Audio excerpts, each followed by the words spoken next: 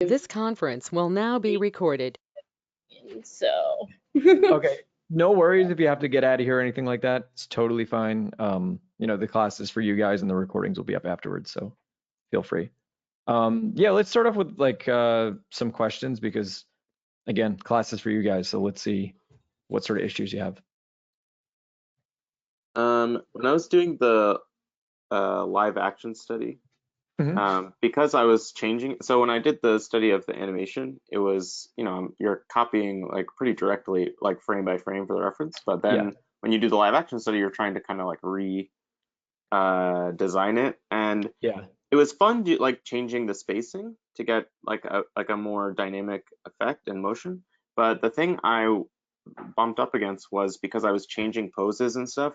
I wanted to know when you're animating, what part of the body do you track first when you're doing like a complex movement? Like if someone's running and swinging a sword, for example, Yeah. like do you do the run? Like do you do just the torso like you were saying? Do you do Okay, the so that yeah. can be very confusing, what that's referred to as secondary action. So in that case, somebody's doing two things at once, run cycle and swinging a sword. Um, I would probably think of the legs first in that case because the run cycle is sort of what's dictating what's happening. Mhm. Um, as far as which body part I would track, it depends on the motion, honestly. Like if somebody's going for a punch, let's say it's a jab. Sorry, I'm going to look into the camera here. If I'm doing a jab, I'm kind of just going with my arm. So it's kind of just all I'm thinking about is the shoulder and arm. But if they're doing a cross, meaning the back arm, they're going to twist their whole body into that. So now I'm thinking of the torso. Um, Mhm. and so it really depends on where the body motion is. Uh, it's one of those things that I think will take some time to get used to. Mhm. Do you have any more examples? Because yeah, the running with the sword swing is definitely challenging. I think I had specific examples like that. Actually, the one that I was working on here, um, I think he does that right here. He swings right, and that gets confusing because you got to think what foot the character's landing on. Mhm. So you got to make sure the character's landing in a position that allows them to get the appropriate amount of twist Mhm. and the most amount of power on that swing. So in this case, you'll see when we do the flower sack, a lot of the time I'm thinking about what's going to create the most amount of torsion. So in this case, we have the pelvis kind of facing forward, that leg, the screen left leg is forward, and now the torso is twisted back like this. Mhm. And that's creating so much, it's creating torsion, which gives you the ability to create power in that swing. Um, I don't know if that exactly answers the question because you're saying which part to track. It does it well, it just gives insight into like how you're thinking about it, which is helpful. But I guess my follow-up question would be um like when you're mapping out and like so would you say it's kind of like the most like either like the biggest body part first or you know what I'm saying? Like the biggest Yeah, body part okay. that's moving. That's the biggest body part that's moving. You know Mhm. what I mean? So I like would the describe it as legs. what is the primary motion. Hmm. So if somebody's running and twisting, I'd say the primary motion there is running because Right. they're coming at the camera. So for the most part, I'm going to track their feet. That's going to sort of be the main thing I'm focusing on. And then I'm going to make sure that if I'm doing a run cycle, that before they do the swing, they're going to land on a foot that allows them to do that swing. Because I'm going to stand up and look like an idiot for a second. If you're running, right, and you're going for a sword swing in your right hand, Yeah. and you're let's see, you got to land in a position that allows you to twist over your body. But if you're landing on your right foot, yeah, I mean, sometimes these things you got to stand up and sort of use your body as a mode of seeing what works the best to create torsion. For me, yeah, just get up and do the actual movement, see what um, what creates the most twist, what feels the most natural. Hope that answers it. It's a tough question. I know what you're saying. Yeah. I think it's like one of those things that it's just part of it is experience, so it's hard to. That's also true. Yeah. I think pay attention to the trunk of the body for the most part. When we're doing our mannequins for a character, you can kind of use the flour sack as your basis. And this is my really, really stupid way of breaking down characters. So there's our flour sack, and we're going to get into that with today's lesson. But all I do is just subdivide this where you can divide it in half. So one half of it is the torso. Then you have the stomach, which is like 1/4, and then the pelvis is another 1/4. So all I'm thinking about when I'm moving a character around is this shape essentially, or this form. We can rotate that slightly in perspective.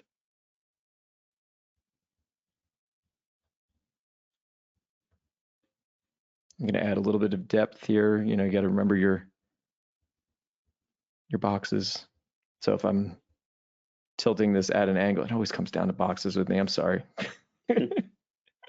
So if I'm going to rotate this clockwise, and so this center line, which when we're looking straight on it, is directly in the center. As I rotate that clockwise, now that center line is going to move over to the left. You guys are going to get so tired of boxes. I'm really sorry.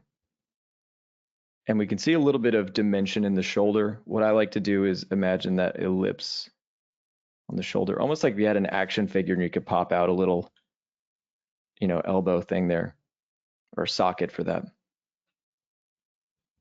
Right. And then if the character is, it has a different shape or a different body shape, I still sort of imagine it the same way.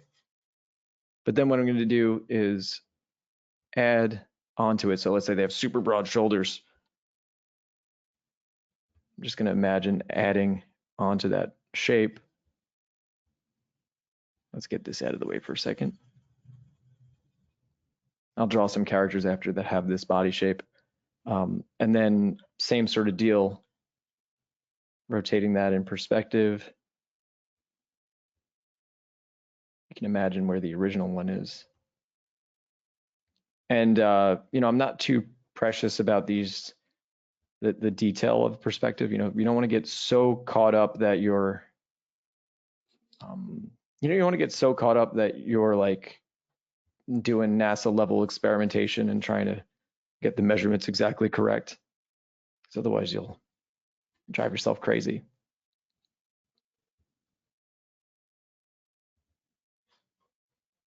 Right, so that's sort of how I think about it. And then, if I'm squashing and stretching, that's where today's lesson is going to come into place, which is figure out how do I take this body shape and then manipulate it. And then the limbs that attach to this, I imagine those as cylinders, and that's where all of our fun perspective stuff comes into play.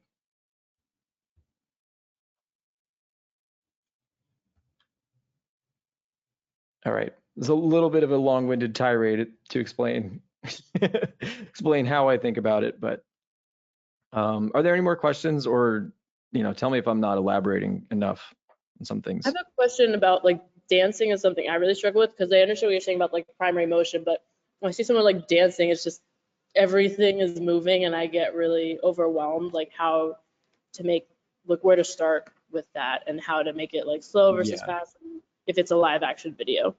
I'm going to be annoying and say the way to start with that is start with an activity that doesn't have as much motion. So even if it's just a person going like, just lifting up their arm, right? I think in general, if you find yourself getting stuck, you're jumping way too far ahead. Dancing is complicated, and you can definitely work on that. It might even help to rotoscope it or trace it.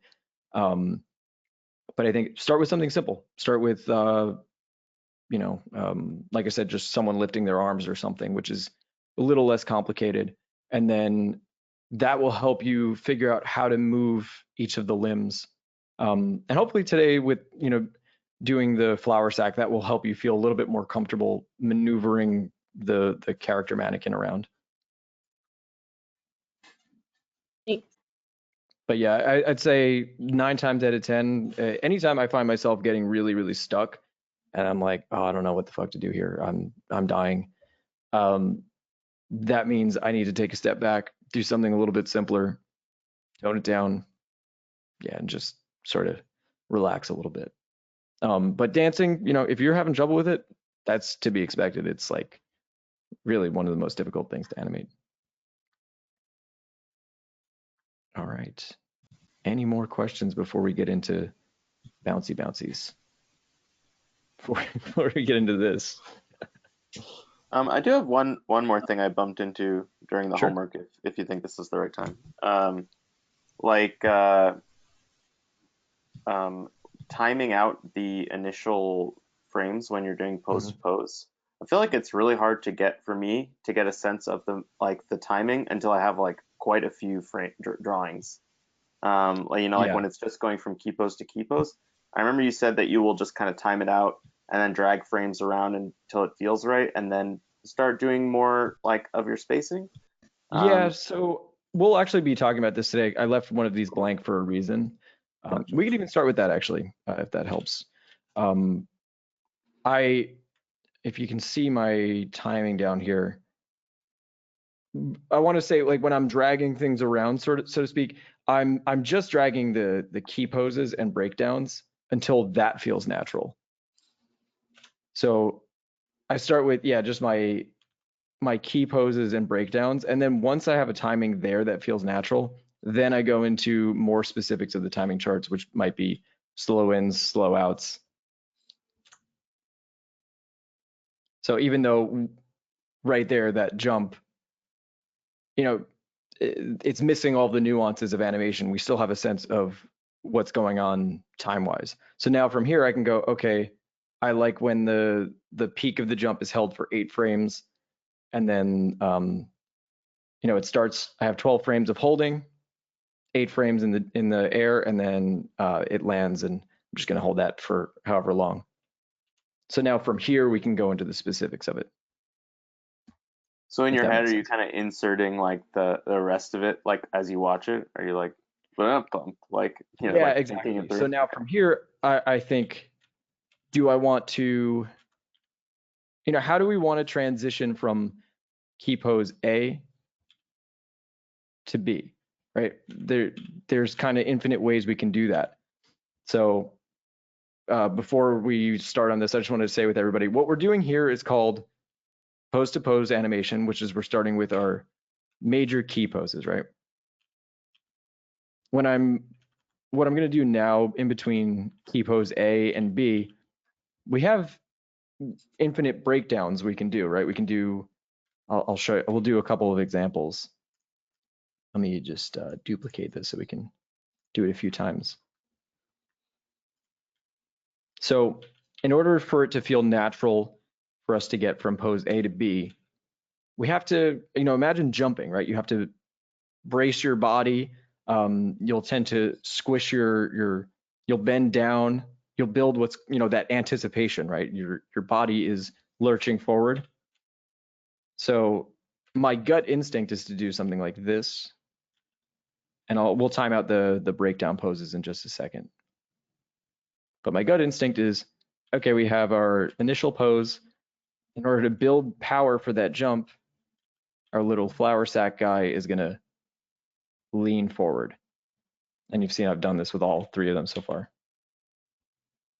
But we're getting a little bit of power in that jump.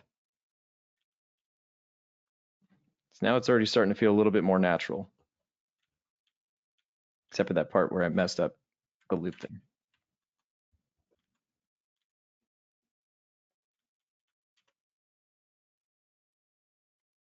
Okay, so that makes sense to me, right? We have this anticipation, it bends forward, gives that jump a little bit more nuance to it. Okay, now we can time that out. I kind of instinctively knew how I wanted to do it. So you can see in all of these, I've been kind of reusing similar timing for most of the demos so far. But we have pose A, which was at frame 1, and then goes to 13. I wanted to do a slow out, meaning it's gradually going to go into that next pose and then quickly jump to the next thing. So what I did was I did a slow out. So my halfway mark is at frame 9. I could have done a try to imagine the difference here for a second. I could have done a slow out where the halfway mark was at frame 11. Let's move this over a little bit so we can draw that.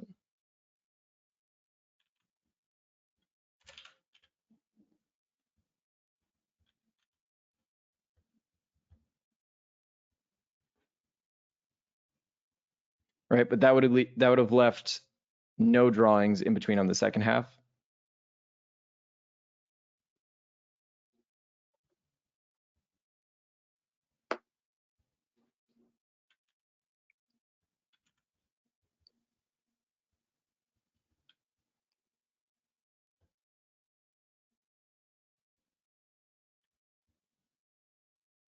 Right, so we'd have all these frames in the beginning that are really close to each other. So that would basically that would leave this anticipation for a very brief period of time, and I personally think it would look better to hold this for a little bit longer down here. And we went boom and took it all the way back up. Someone have a question, or I guess not. It's all right. But yeah, I think with that sort of thing, now this difference between do we want to have a few or more frames where we're down here at the breakdown versus, and we can play them out actually. I think it would feel a little rushed if I didn't do that. So now what I'm going to do is place that breakdown 2 frames away. Right, kind of goes there a little too fast for me.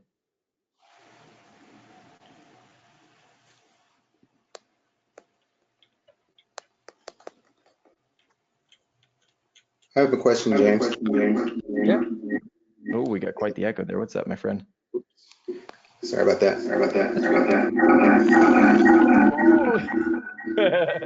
We need some headphones there if you can, or just type the question. I'll read it. That was How's kind of that? cool, honestly. I have a question, James. I have a question, James. Yes, yes. Yeah, if you want to just type that out, I'll answer it. Okay, so basically, I feel like it makes more sense to have that breakdown hold for 4 frames.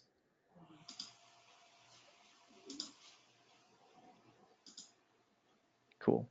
Now, going from this breakdown, you can see from my timing chart, going from our initial key pose to the breakdown, we have that slow out. So our halfway mark is going to be at our halfway between our breakdown and our initial key is going to be 7. And remember back to the pendulum, how we do these breakdowns, right? These slow outs. So now I'm going to find the halfway point between our initial key pose and our breakdown.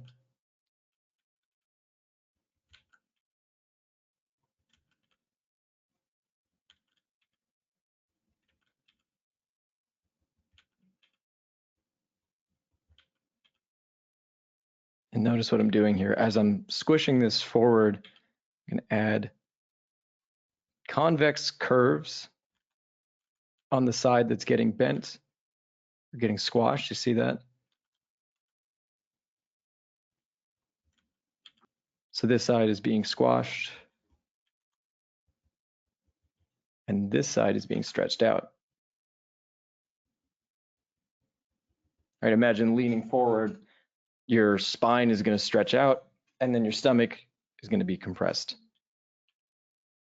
It's not necessarily the squash and stretch that we're going to talk about. We can exaggerate that even more.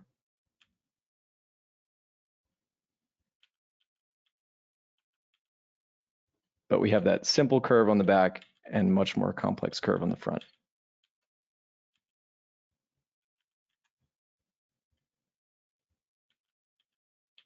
And just so everybody knows, I'm doing these on 2s. You can see that in the timing chart. I'm generally going to animate on 2s or 3s for the class. Just makes it easier. I like the way it looks better. And it's a little bit faster. I also did, we talked about it last week a bit, but I'm favoring here. So all of these poses in the front half are going to be closer to 1 than they are to 9.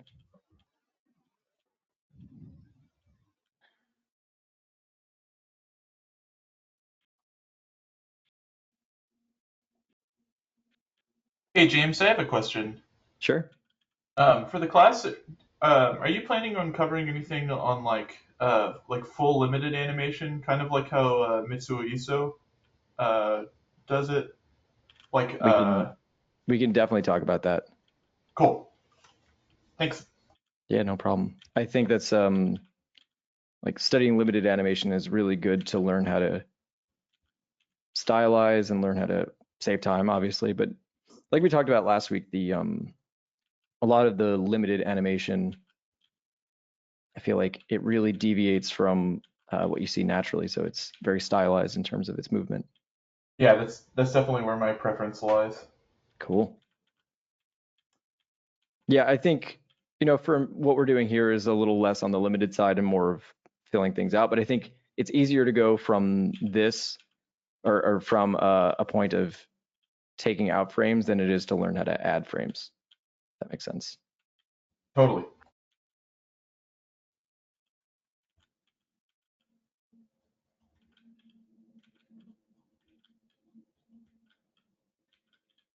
All right, and yeah, as this flour sack bends and squashes, I'm going to try to increase the convexity of those curves as it bends over more and more. You can really push that a lot. Hey, James, I had a question. Sure. Am I still echoing? No, you're much better now. Okay. I noticed when you first timed it out on, I think you had about 8 frames between 1 and 9 or whatever. Mhm.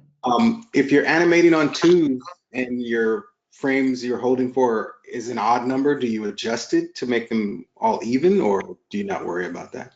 What you can do is you could add a 3 in there if that works. Like, normally if I'm working on 2s, I will just choose things that are even numbered. But sometimes it just works out where maybe we want the initial pose to hold for 3 frames, in which case I'll just, let's say it was 1 to 10 instead of 1 to 9, maybe I would just hold the initial pose for 3 frames as opposed to 2. Oh, okay. Okay, thanks. No problem. And there's reasons why you might want to do one or the other. Maybe, on this jump, you might want it to be so quick that it's only a 1 instead of a 2, right? So you got to think about it in terms of the feeling of the animation. Favoring means that the drawing itself has a similar pose. Yes, exactly. So between 1 and 3, you can see it's really favoring the initial. Like if you were to draw a line like this, 3 would be much closer to the initial pose.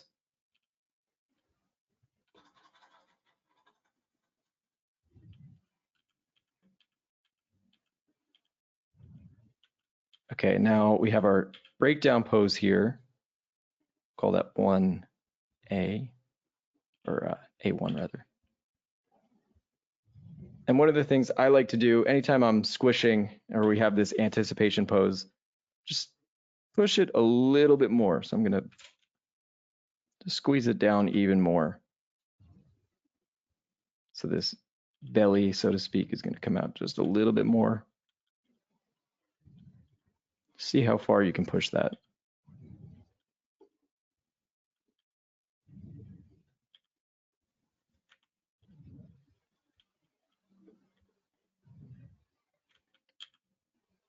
I want the jump to feel snappy. So from here, I'm just going directly into that rather than, having another pose like here or something. I'm just going right into the jump.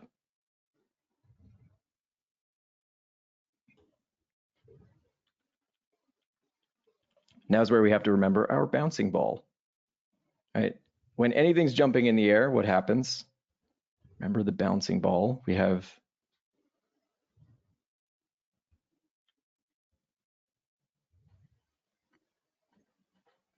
that spacing gets smaller towards the top. So we're going to do the same thing with the jump. And yes, I can upload these animation files for sure.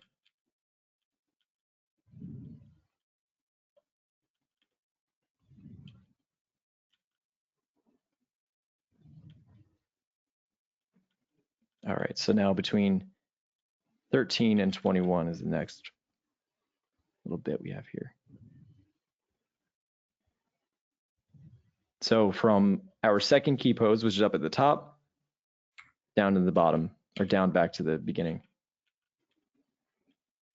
So this will end up being a slow out, right? Because we did this really quick jump. And now just naturally, based on how like if you're bouncing a ball, it's gonna, and now we're at the peak of that, it's gonna be more frames at the beginning and then quickly accelerate down. So when we were doing the bouncy ball, essentially what you were doing at the peak there was a slow in and then slow out.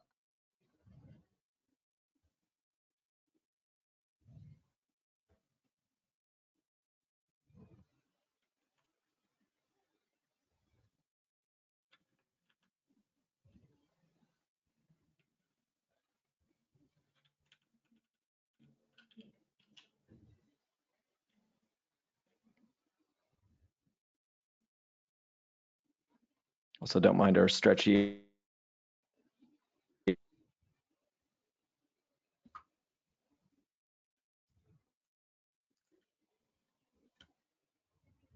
Cool. So now we're at the peak. I'm going to have him go just slightly up. And I generally like to, I think I'm going to do this one straight ahead. That's just a personal preference. Sometimes I'll do this where, and they talk about it in the Animator Survival Kit, where once you establish your key poses, then, you in between those keys, you can sometimes straight ahead. And since these poses are all going to be really close to each other, I'm just going to straight ahead them in twos. Let me know if that decision is really confusing to you guys, but sometimes it's just a preference thing. I'm going to have him go up slightly.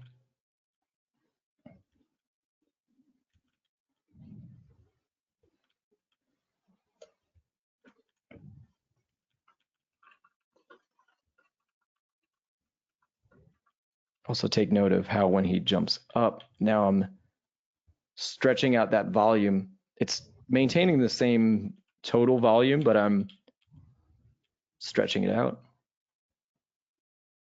Hence the stretch part of squash and stretch. One question, like a bit late, but what did you mean by like the breakdown pose exactly? Like what's sure. special about that frame? So it's not that there's anything necessarily special about it. The way I'm starting is kind of like a halfway point between our key poses. So we had our key poses, which were on the ground to straight up jumping. Now you can stylize this jump in many different ways based on what you do with your, what I'm calling the breakdown. So it's essentially the pose that directly splits up the initial key pose and the next key pose. So I'll give you another example. So instead of this guy going directly down and then up, we could have him lean back, just like Fat Joe used to say. It's a really stupid reference, sorry. and then jump up.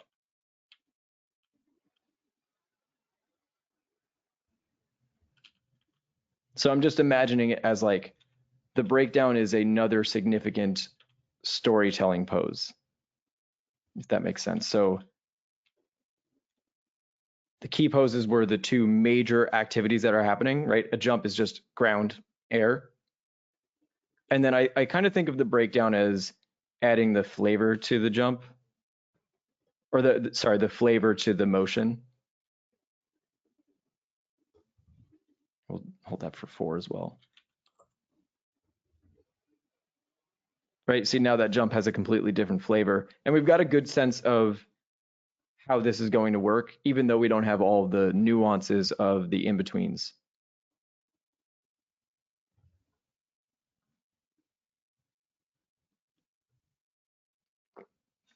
Yeah, I can answer what straight ahead is as well. So what I'm doing here is pose to pose because I'm starting with the major storytelling moments. Straight ahead would be if I just animated one drawing directly after the other.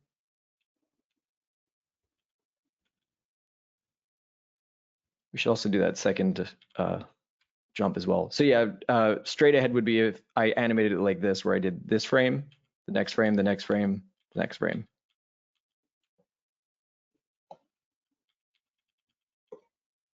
Did the breakdown, did that answer your question? Yeah, thank you. Awesome. Yeah, so the distinguishing feature between, I'd say, a breakdown and an in-between is these in-betweens are filling in the gaps between these major poses, right? So the in-betweens aren't really storytelling poses, they're just smoothing out the transition. Whereas the breakdown is like, yeah, it's essentially adding the, I want to say the spice to the action. And we'll do multiple breakdowns with this same action.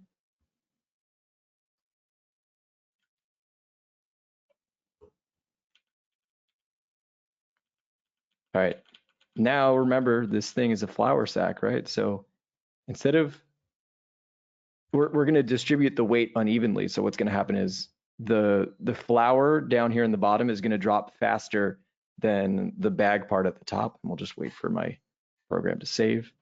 So what I'm gonna do is I'm gonna leave those little hands kind of where they are.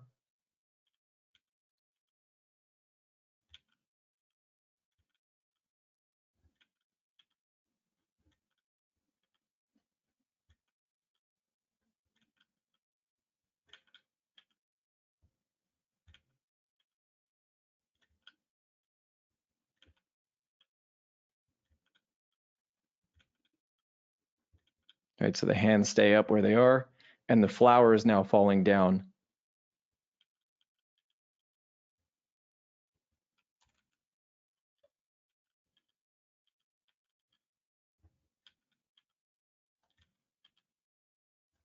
Really stretch this guy out.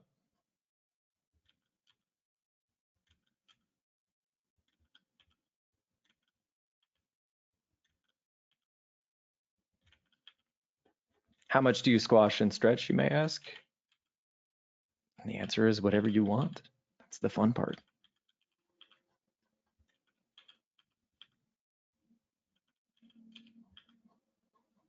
To your heart's desire, exactly.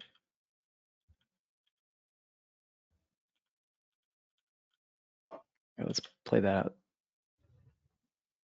Yeah, it doesn't have the excitement that I wanted it to.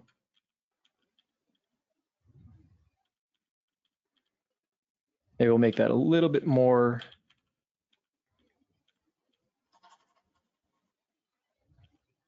Actually, you know what might be cool? Move that down a little bit.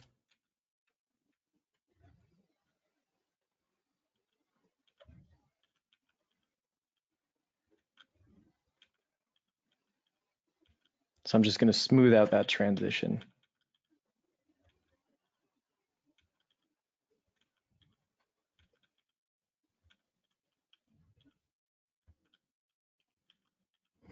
Elongate the sack, everybody. Gotta love the commentary.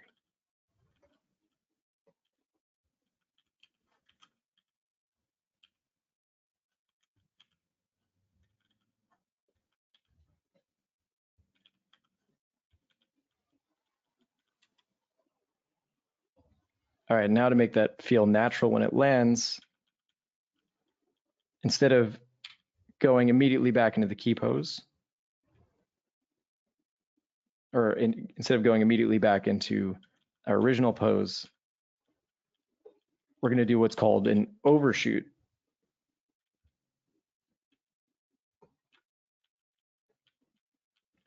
So now instead of the hands landing up here, which feels super unnatural, you can imagine they're going to fly forward as it hits the ground. All this flour in the bottom is going to compress.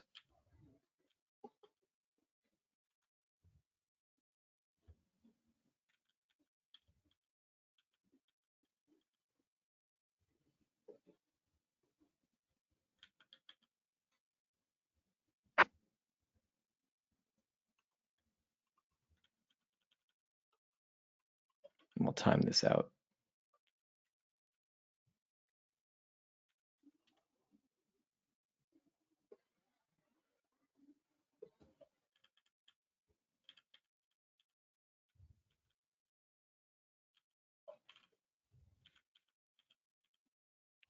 Actually, you know what we'll do? Instead of that, we will squash all that flour. Let this dangle a little bit more.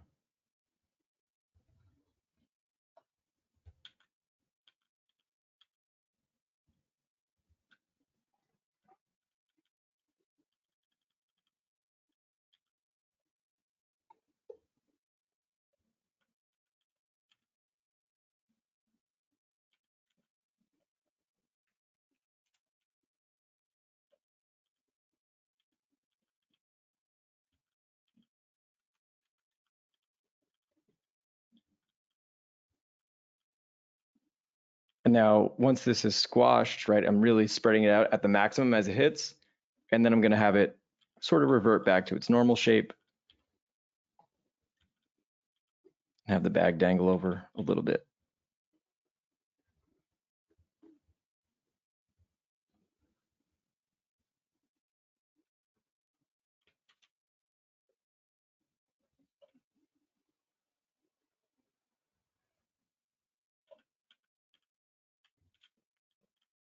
Also broke my perspective a little bit, so I'm just going to fix that.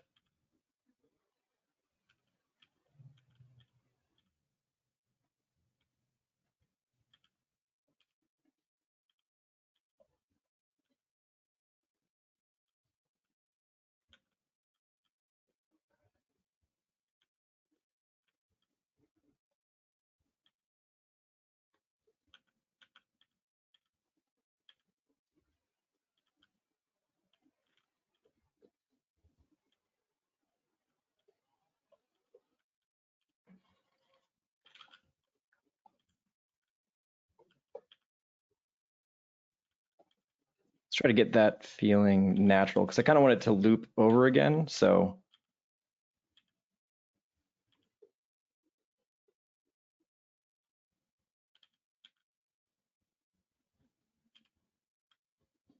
yeah, so it's got to be able to spring back into that initial spot.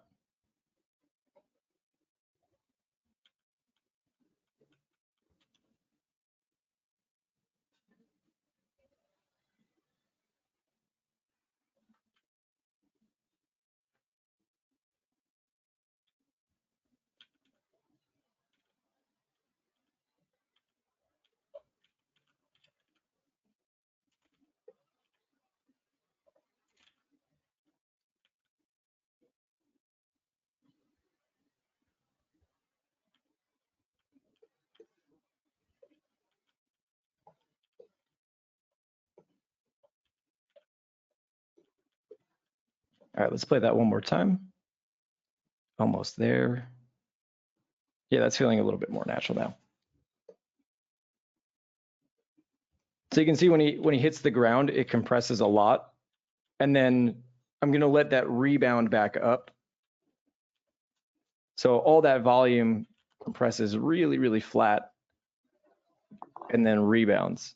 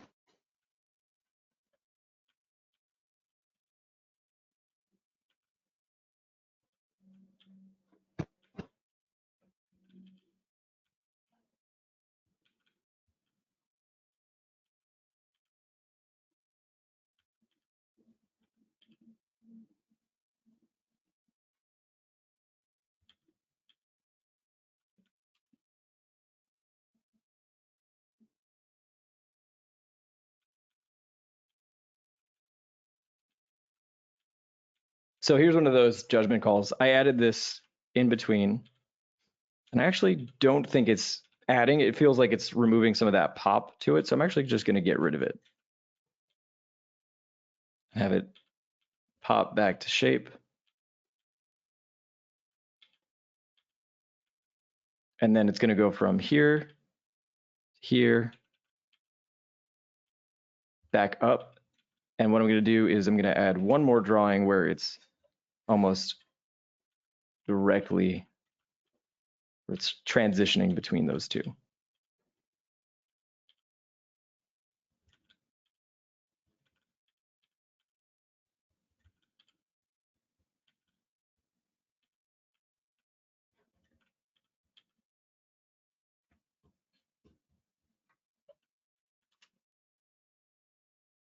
There we go. I winged the timing on the last part of the landing, but again, it's kind of the same process of if you try to figure out what your feeling is that you're going for. Like when I described the landing, I said, I want a quick rebound from when it lands. So that means it's going to hit and then it's going to be a slow in, meaning that once it hits, it very quickly rebounds and then eases into the next pose. So quick rebound and then easing back into the main pose.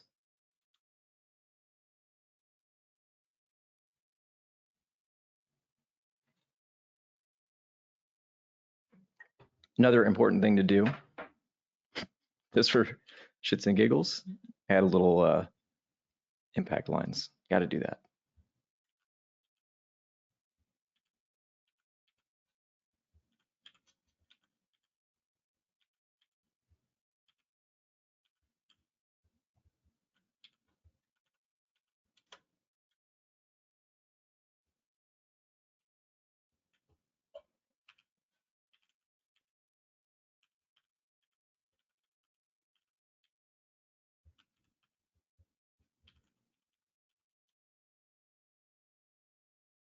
All right, questions so far?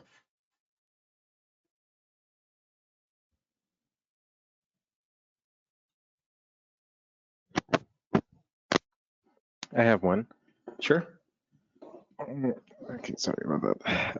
How do you dictate the creasing folds?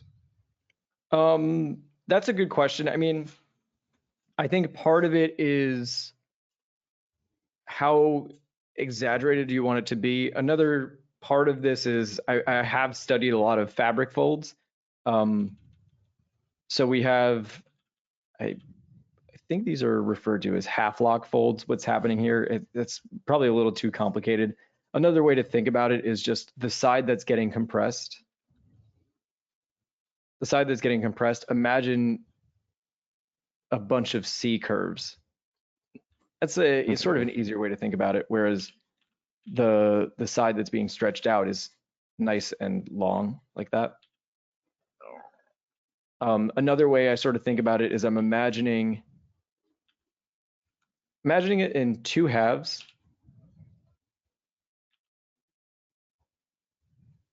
Top half and bottom half. And then as these start to bend together, we're going to get a crease in between those. And the more it's folded, here, wait, I'll do it this way. I'll do it in side view quickly. All right. So the more that's folded together, the bigger that crease in between is going to be.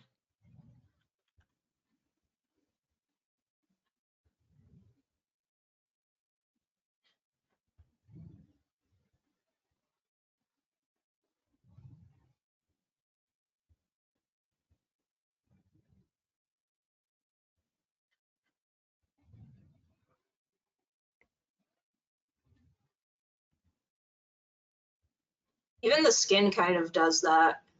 Oh yeah, exactly. That's why this is such a good allegory for learning how to animate characters, because torso is doing that all the time. Or if you have a really strong yeah, punch. it does. That's right. Yeah, it's a figure drawing concept as well, you know, that side being stretched and one side being compressed. Mhm. That's why it's good to study the flour sack. My torso has way more rolls than that. We love it. We love it. I don't. Oh, I'm sorry.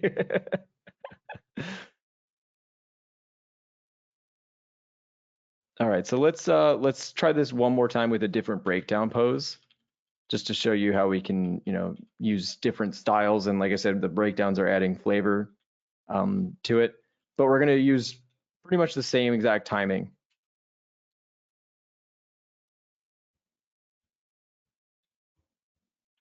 Also, when it's moving fast, if you want, you can add smear frames. I know a lot of people always have questions. There's sort of different styles. You could do a thing where I see this a lot, where you have the silhouette and then you just add lines that break the silhouette. Another thing you can do is just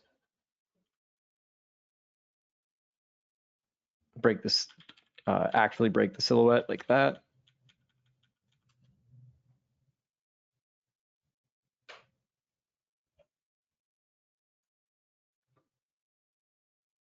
All right, let's try one more. And then you guys are up. Get ready. Oh shit. Oh shit. What, you think class time is just me drawing the whole time? Is that what you think class is? Hey man, I didn't say anything. I'm just Hey, you were the brave one who vibing. spoke up, man. You were the And brave one who spoke up. Now you I have feel to like deal I with the just talk ramifications. in general. That's what happens. You speak, you deal with the ramifications of that.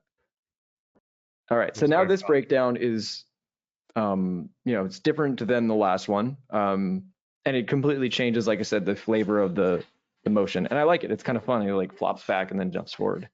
I'm going to do the same sort of timing. We could do, I don't know why we would do a slow in. I don't feel like that would feel too natural, right? It kind of makes sense based on how people accelerate to like slowly get into it. But if you, for whatever reason, if you want to do that, we could. But we'll do from 1 to 9.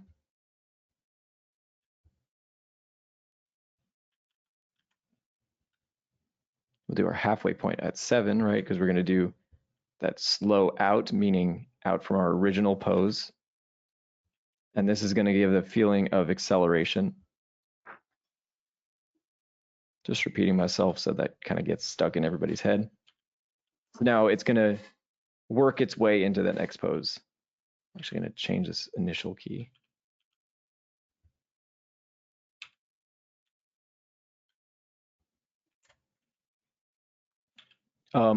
We talked about anime a lot, and I'm going to continue to do that because I'm a weeb. And a lot of times what they'll do is all of these in-betweens will severely favor the initial pose so that it feels like it really, really jumps to the next pose. So the halfway point, if we look here, right, it's going all the way back here, but the halfway point in anime might be here just because it's favoring the, or maybe even less, right? So that makes the spacing really big there.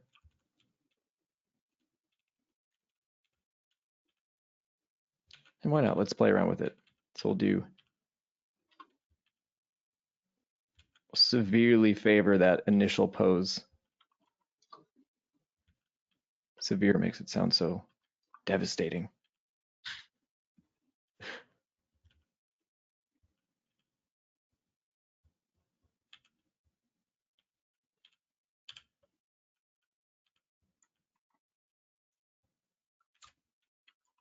And we'll see how that feels.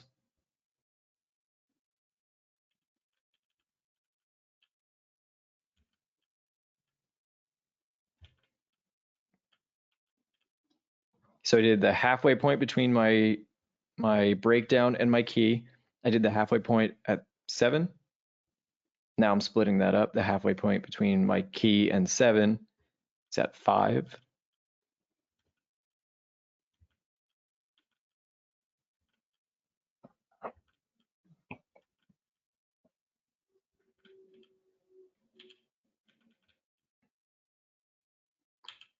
And watch what's happening to this curve, right? We have this convex curve and it's becoming more concave.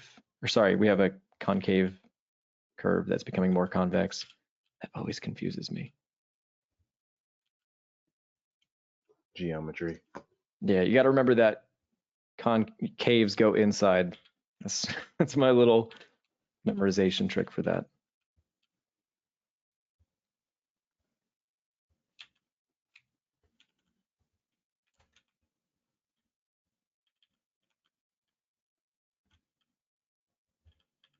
So now you see we have a. Sorry, what was that? No, I was just about to make a really stupid pun and then I interrupted you. It's No, like the please worst. make the stupid pun. I was just gonna say that these things can be vexing sometimes. Oh man, I'm glad this is. Careful what you wish for. I'm glad this is recorded and now everybody can watch this back. Oh my god, I forgot it was recorded. Nah, I'm gonna Oh, find this no. part in the class. I'm gonna upload it to Discord. Oh shit. god. There we go. Reputation destroyed. Say hi, YouTube. Sucks. It sucks, man. Yep. All right. So now he's bending back. We have really big spacing, which I'm excited about.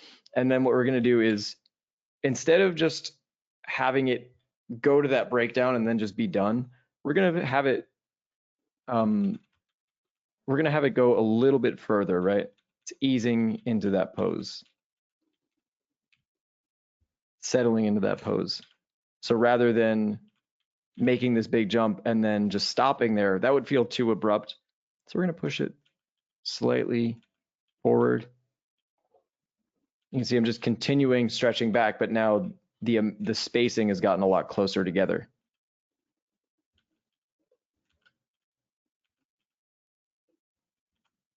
And the other thing that this does is help build anticipation, right? The more that you stretch, the bigger the difference between this pose and this pose.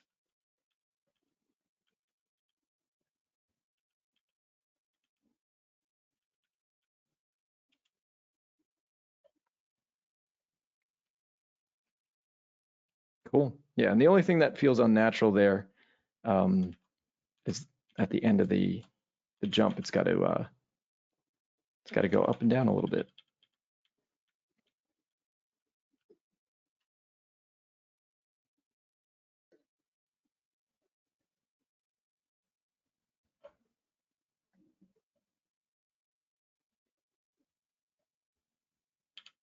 All right.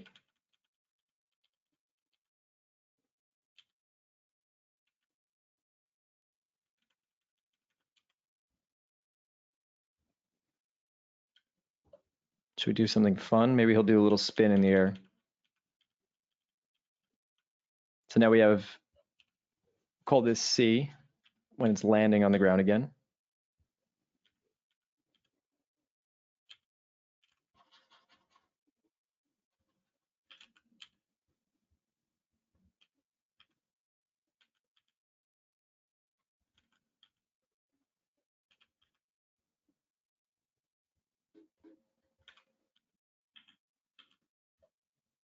So between B and C, now we'll do another breakdown. Again, breakdowns, I feel like that's adding the flavor to it. So, and I'm going to even space this one. So he's going to jump up and then just halfway between, he's going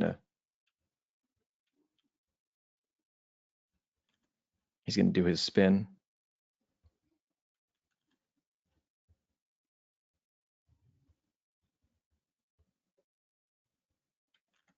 You're gonna go more in depth into timing charts in another week, right? Yeah, definitely.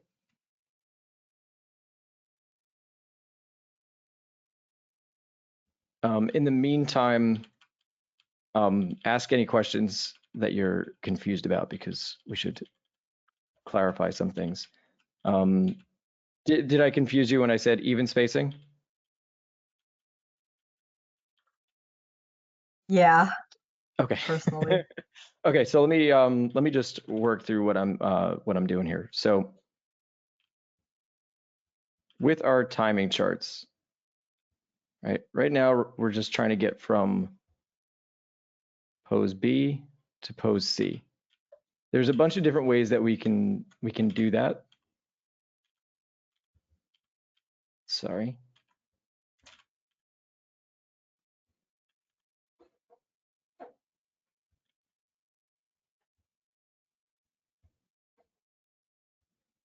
Okay. If we wanted to accelerate down into the next pose, we wanted to speed up, what we're going to do is put more drawings here in the beginning. And we sort of talked about this last week, but let me repeat it just to make sure you know what I'm talking about. It also gets confusing once I'm adding numbers, but it is just this principle, which is if we want it to speed up, I'm having more drawings in the beginning, fewer drawings in the later half. If I want it to slow, I'm going to do the opposite. I'm going to have more drawings at the latter half. And then if I just want it to be a smooth arc, or I don't want it to change speed at all, you can do what's called even spacing, which is all the drawings are evenly separated. So now it's neither speeding up nor slowing down. So generally, whenever I'm thinking of timing, I'm just going to choose one of these three options. Is it going to speed up? Is it going to slow down? Or is it just going to be evenly across? A good example of an even spacing would be a run cycle, which is the same, it doesn't change speed as you're going.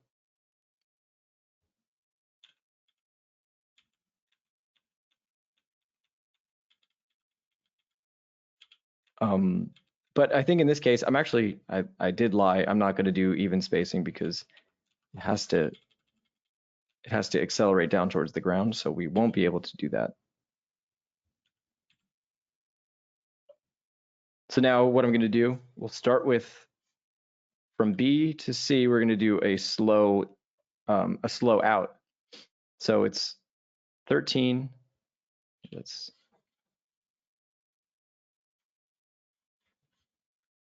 So instead of putting letters there, now we'll do 13 to 21. Right? And now if I wanted to speed up, again, I have to put more frames in the beginning. So my halfway point isn't going to be halfway between them. It's going to be at frame 19. And the reason why I'm choosing frame 19 is just because 17 is our middle point. 19 is 2 frames over, so it's closer to the next drawing. Then the halfway point between the drawing, and when I say halfway point, I mean the drawing's halfway point.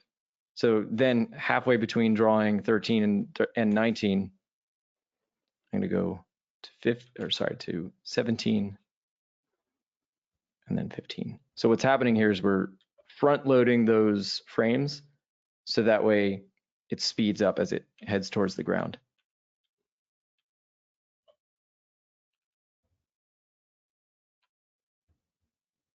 Does that clarify it a little bit? Indeed. Okay, cool. I had a couple questions. Sure.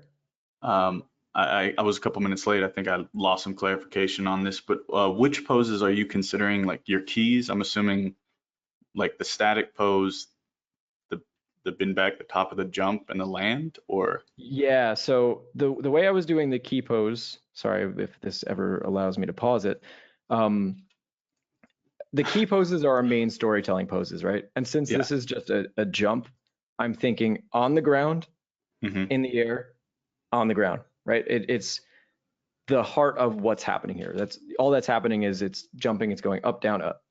Okay. And which ones are you considering like your breakdown?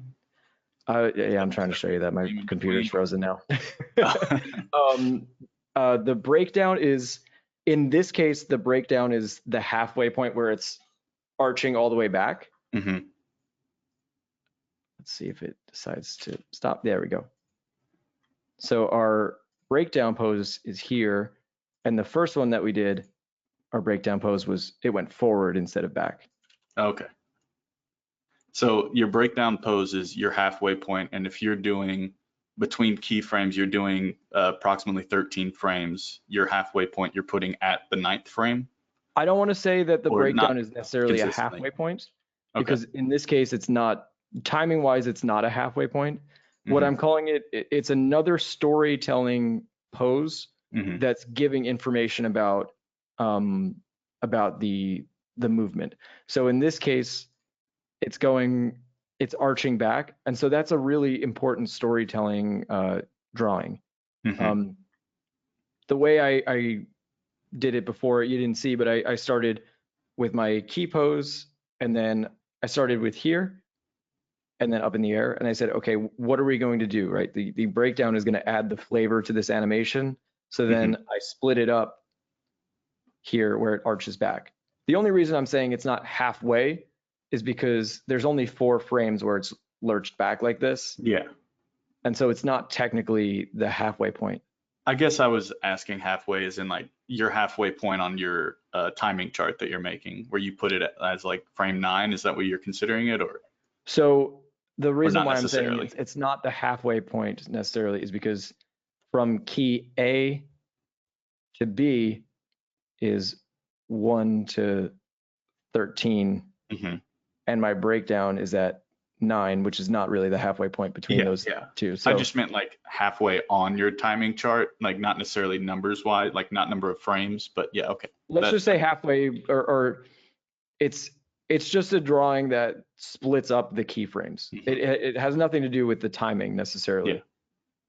Because in this case, I could do the breakdown where it only had 2 frames, right? And then it really wouldn't be halfway. Yeah. Okay. It's more of halfway rather than the timing. You could think of it as halfway between the movements. Might be a better way to think about it. Okay. But yeah, I hesitate to say halfway just because it's a little inaccurate in terms of what's happening. It's better to think of, okay, this is a pose that I'm doing to dictate the style of it. And we'll do one more from key poses just to emphasize this point. Okay. So you start with your keys, and then you're kind of adding in breakdowns, and then adding in betweens based on whether you want to slow in and slow out of those keys and breakdowns. Exactly. So the slow ins and slow outs are giving the nuance to it, whereas our key poses are going to give, the major storytelling, and then the breakdown is more minor storytelling. So let's start one more time. Have our Mr. Flour Sack.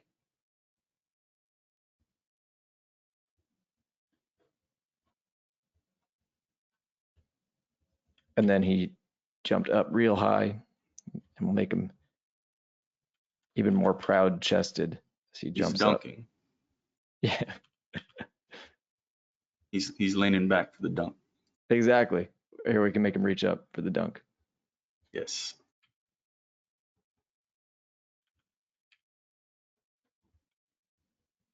All right, so those are our major poses. The breakdown, I'm not doing any timing just yet. I'm just figuring out what are the poses that's happening here. The breakdown is, okay, how do I transition between these 2 poses? Is he in the bending first case, forward, I back, leaned. Right. Yeah, exactly. In the first case, I leaned back, or the first case I leaned forward. Last case I leaned back. So now let's have him. Let's see what would be weird. Maybe he'll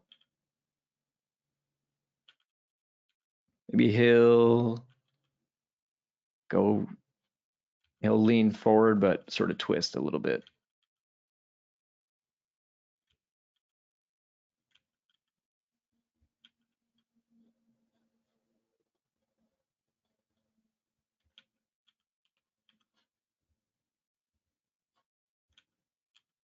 So in a way, this one's kind of combining a twist, a stretch, and a jump in one. Exactly. Okay. And now I've not done any timing just yet. All I've done here is key pose A, key pose B, and what I'll refer to as A1, which is a pose that's going to break these down. That's our pose to pose. Now what I'm going to do is try to figure out what the timing is. So I'm going to use sort of the same timing I've been using for all of these, which is 8 frames between our key pose and our breakdown. I'm just doing a timing that I think feels natural. It's nothing, you can play around with different timings. We'll do 8 frames in the air. And then we'll figure out the landing after that. But we'll call that C.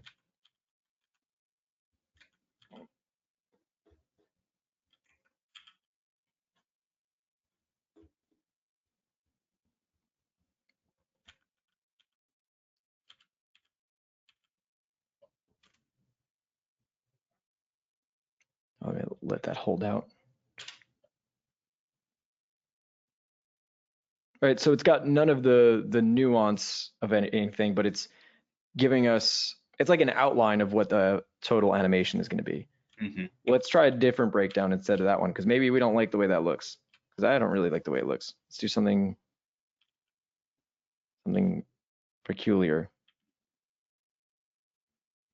It just decides to go all the way over here for no reason.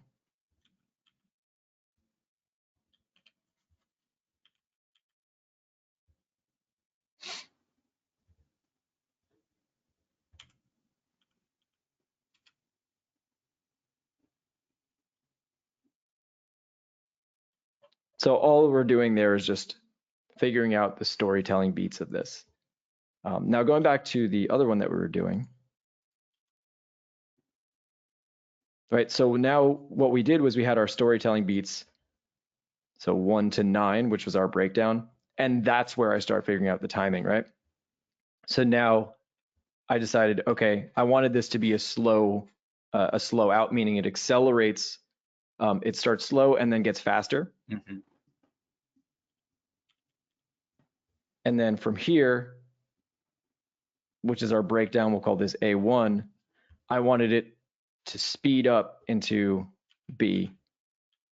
I didn't even really time this out because all I did was just build anticipation by having a pose really, really close. But that kind of just looks like this. Or in other words, 9.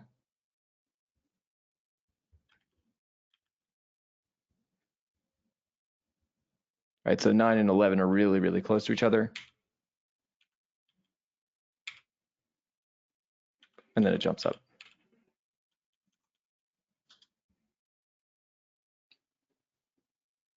Cool, makes sense. Yeah, and the reason why I put 11 really close to 9 is you can think, okay, it's accelerating down into that breakdown, but then it's got to decelerate as it squishes itself down. And then I wanted it to pop up here. You could break this down into, or sorry, you could do this on ones, this jump. We could try that. Let's see if that works. You don't need to, but I'm going to just add a frame where it really stretches out just to exaggerate the movement, and we'll add some smearing.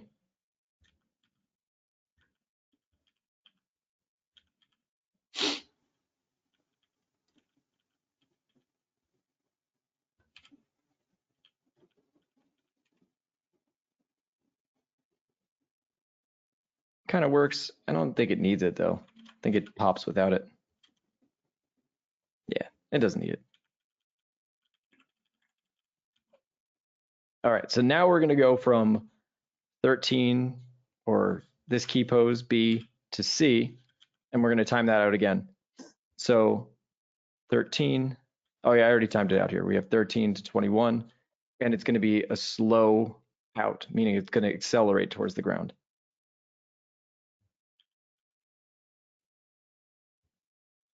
I won't do this one straight ahead.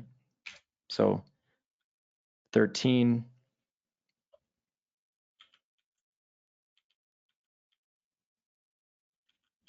Just sort of copy what we did last time, which is really stretch that out because all that flour is falling down, but the bag is stretching out.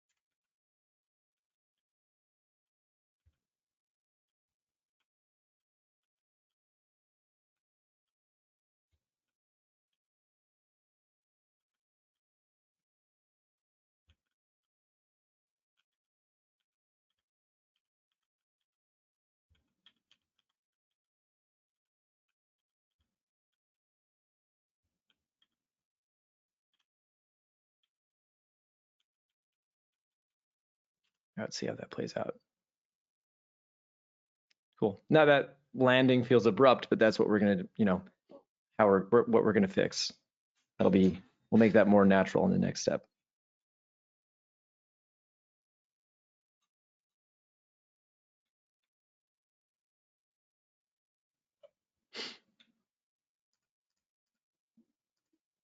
Yeah, that kind of goes into what I was gonna ask too, but I guess you're gonna show us it anyways. I'm assuming if you wanted to like settle into that landing more, that you would want to add more frames. You wouldn't want to like add in betweens necessarily because then it might take away from the speed of the drop. Or let's see, if you want to, what I would do is you can make the acceleration or add fewer frames on the fall. And then once the impact, you actually could add more frames. So I'll show you what I'm going to do, which is I'm going to add one more frame. Instead of going, I'm actually going to change my timing around a little bit. I apologize.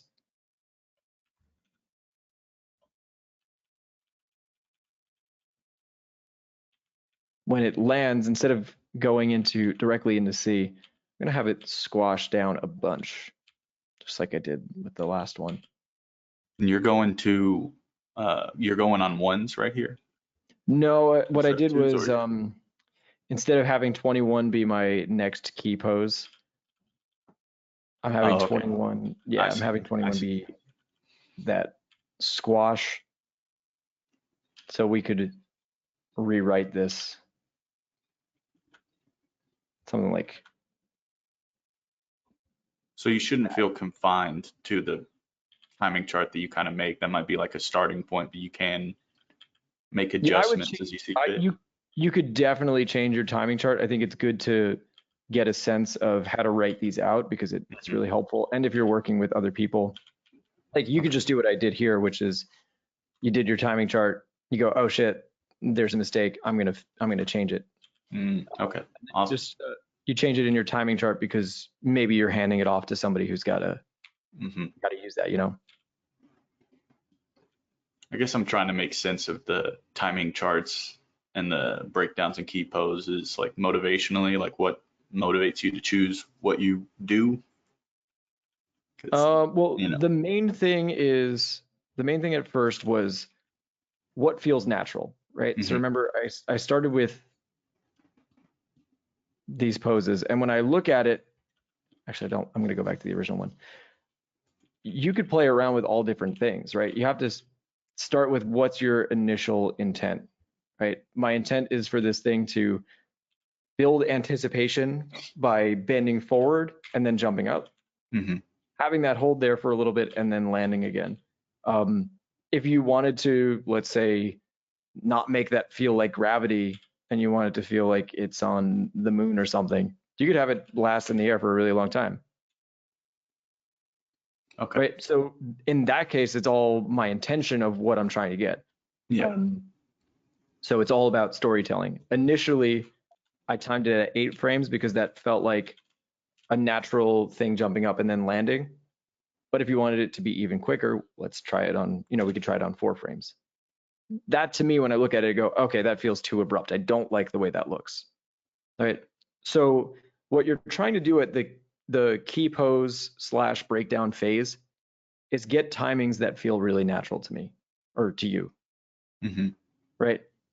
If you don't have the overall feeling of the animation at this point, you're going to be screwed once you start adding in betweens, because now you're just adding more drawings and you don't really have a good overall feeling of rhythm to the animation. Mm-hmm. So then, yep. No, go. I just had a quick question on the way you just held those frames. How would that be drawn on the timing chart? Actual hold as opposed to drawing the favoring frames, or Oh, let's say if you were gonna let's say I wanted to hold this initial drawing for 8 frames or something. Right. Yeah. You could do it like this, where it's just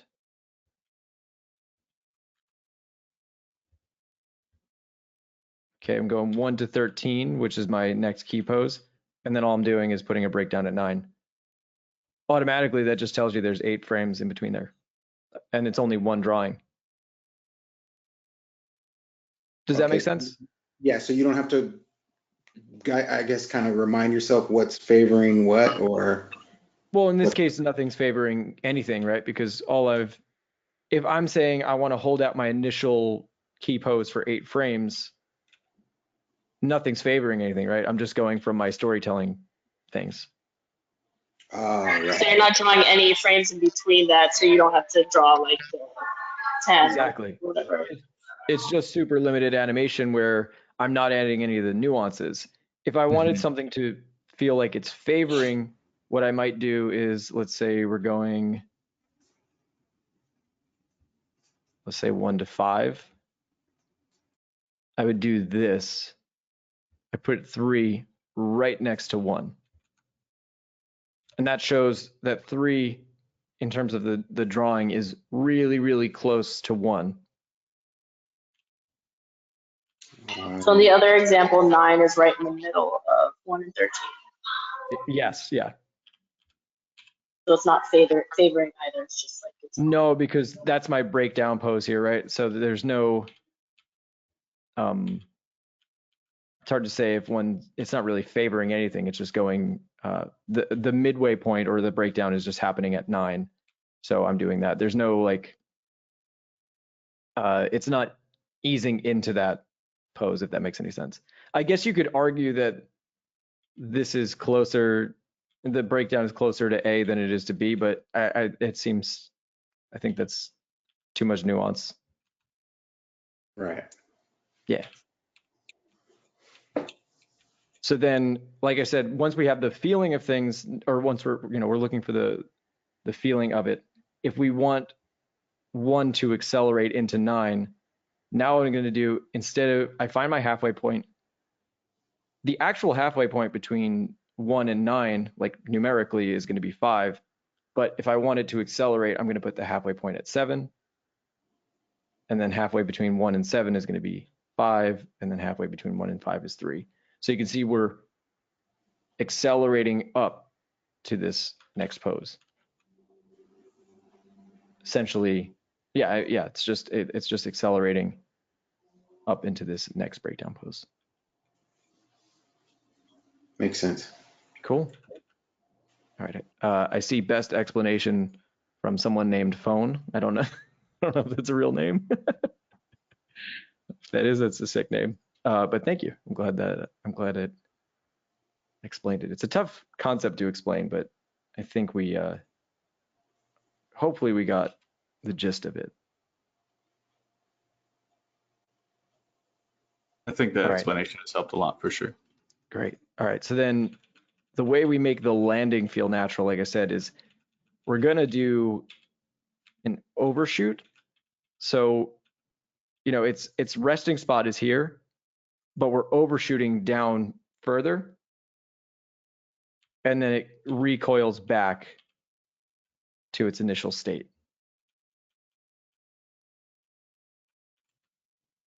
In that case, is the overshoot, it's not the breakdown, it would be like an in-between between the breakdown, or are you using the overshoot as the breakdown? I would use it, you could use that as the breakdown there.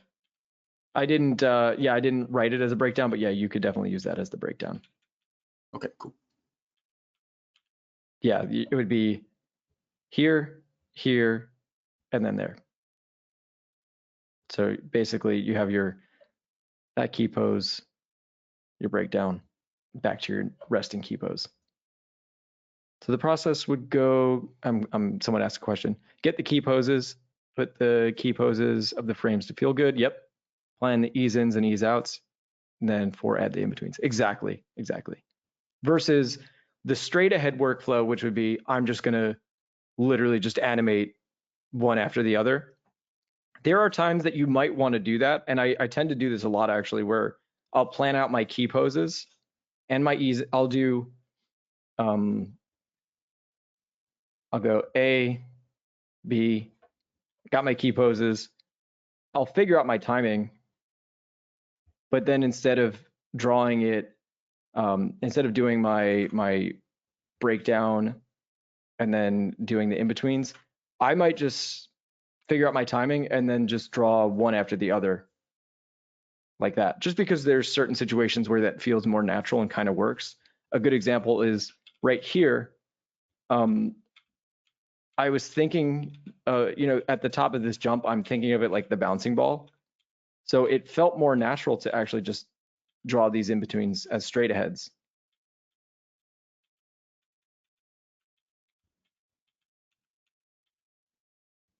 So sometimes that actually works to your, you can play around with different approaches to it. All right. Any other questions about that? We'll talk about these other two in a second as well. But I think that was good. We covered a lot of pose to pose stuff, timings, squashy boys. All right, let's have a look at the stretches. So I did these exactly the same way that you just saw me do. This breakdown, when I think of my breakdown poses, I think of what's going to build the most anticipation, meaning, or what's really going to emphasize the movement, right? So in this case, when it leans forward, it adds a lot of contrast for when it stretches all the way back, right? So sometimes it's good to think about breakdowns that way in terms of what's going to add contrast in the movement of the body. So you use straight ahead when there's more energy, chaotic movements. Not necessarily. You can do it that way. It's hard to say what you would do. I use it for specific things like cloth. Cloth and hair seem to always work better with straight aheads for me. It really does just become a preference thing at that point. It's kind of like what software or pen you use. It's like just whatever feels natural to you at that point. I would suggest trying all of them and seeing what works. But from what I've read in Richard Williams and from my experience, he talks about doing that exact thing where you do your pose to pose and then sometimes drawing the straight aheads in between those. All right, let's talk about the stretch a little bit. There's not much to what I'm doing here other than just think about, when I'm squashing something, I'm adding a lot of these C curves. I'm bunching things up, compressing it down. And then when I go into my stretch, that silhouette is the exact opposite, right? There's no folds. It's just everything is just getting stretched like taffy.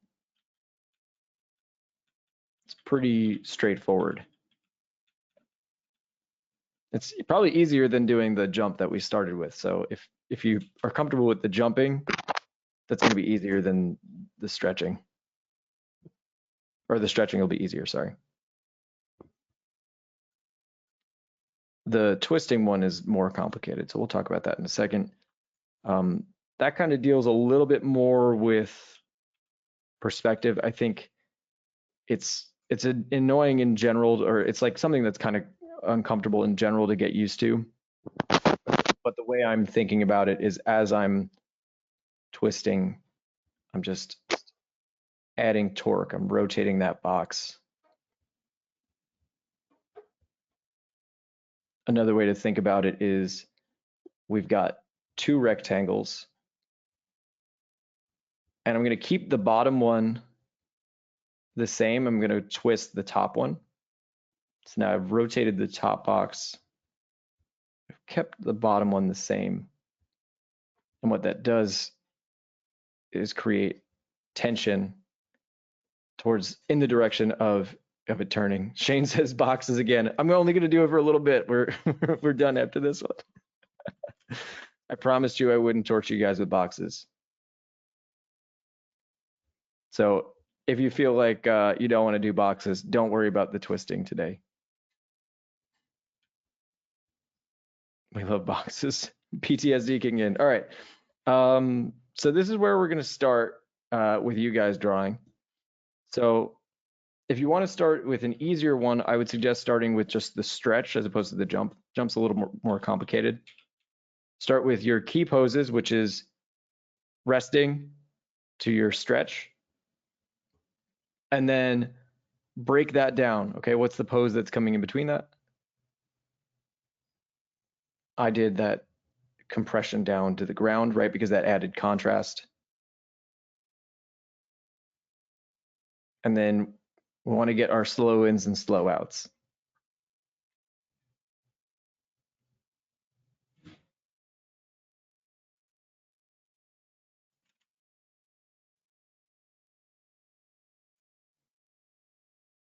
How are we doing, team? Are we good? Are we ready to draw? Let's go. All right. Terrified. Someone's terrified. That's good. That's good to know. Retweet.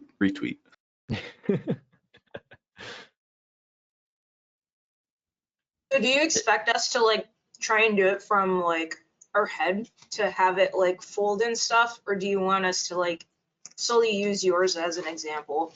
You can try to use mine as an example if you want. I don't mind. Just, just get used to it. Even if you just copy exactly what I'm doing, I think that's a good first step. Okay. Yeah, don't worry too much about it. You could also, I bet you there's a flour sack 3D model. What are you gonna say? My bad. Besides the flour sack, is there any other objects that you would recommend to try out? I think the flour sack's the best one.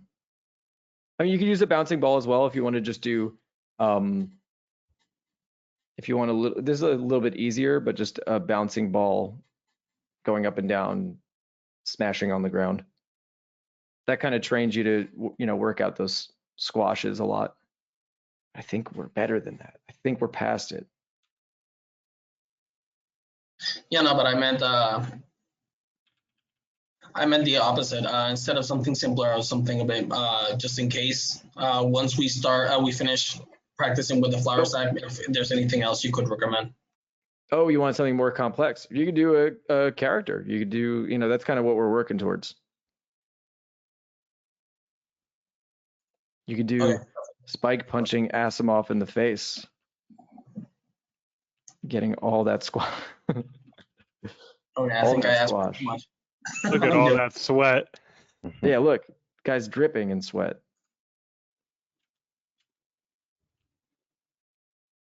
Once you get used to the flour sack, then it's on to animating things that we want to animate.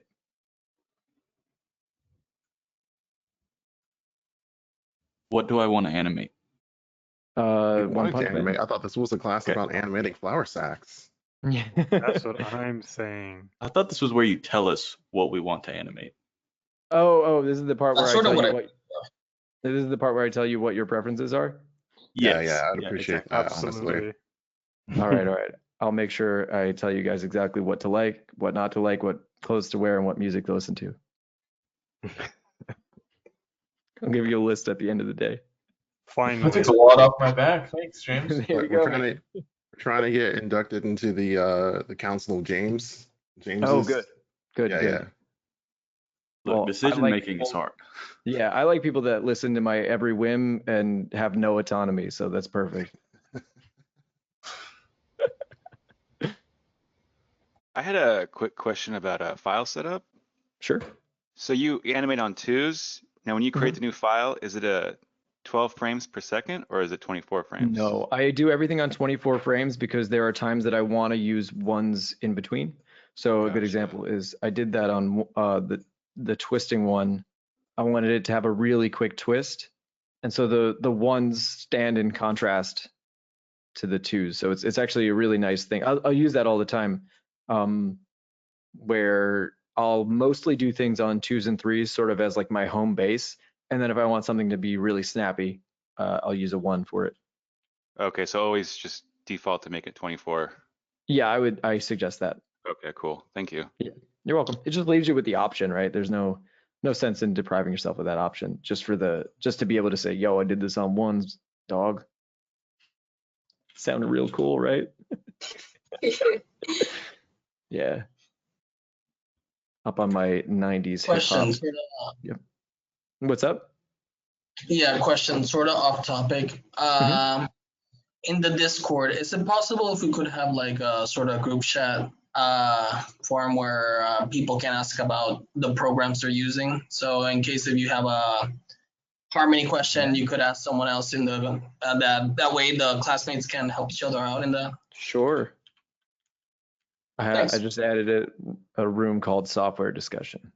Oh, wow. Okay. Thank you. That was quick. I'm right on it, guys. He Discord admins as fast as he animates. Hell yeah.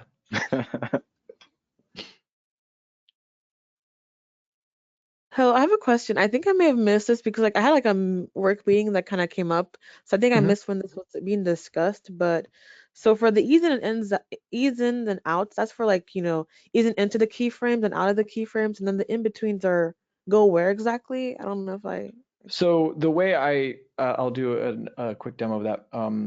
The way I think about it is, let me just pull up what I had here before. One moment. I got layers on layers. Okay.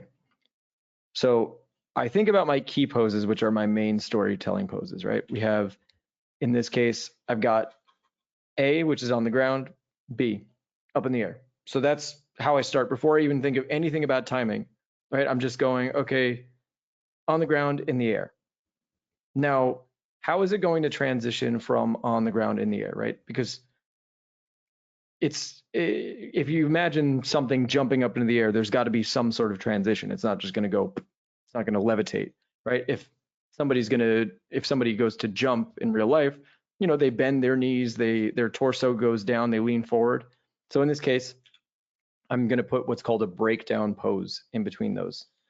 No, I'm not talking about timing at all yet, right? So I'm just doing drawings. So I have my 2 keys, which are the story, and then how does it transition? Well, he leans down, he leans forward, and then pops up, and then lands again. So I've not done any timing yet. I've just done drawings. Leans forward, jumps up, lands. Now at this point, I go, okay, I've got to figure out what time feels natural or what feels natural. This is where, I personally just follow my instinct for it. I will choose specific frames, right? So we're not coming up with the nuances of the timing chart just yet. We're just trying to see how long we want to hold each thing for. So we did a pretty extensive demo earlier where I held, we did like moon physics where I held the guy in the air for more frames than felt natural, right? And I'll play that out, right? This is what I would say feels natural to me. He leans forward, jumps up. We could try it with a different thing. We could say, what happens if I add 16 frames up in the air? That feels kind of unnatural, right? I don't know, seems like he's up in the air for too long. You do 3 frames, and that feels too quick. So I started with 8 frames from here, and that felt very natural. So 8 at the beginning. I decided 4 for that breakdown where he's leaning forward. Again, you could just, at this point, you're just choosing what feels good to you. You could hold that for 8. That feels good too. So it's 8 at the beginning, 8 at the breakdown, and then 8 in the air. And then once I've got my key poses and my breakdowns, now I start to think about timing charts. So in this case, I have A and A1, which is my breakdown pose, and then B. Well, I want him to accelerate into A1. So I want him to start slow and then gradually speed up. So I'm going to go from 1 to 9, which is just the frames that I chose before, right? Those are just the frames that I chose because it just felt natural. And now I want him to speed up into that. So here I'm going to do my slow out.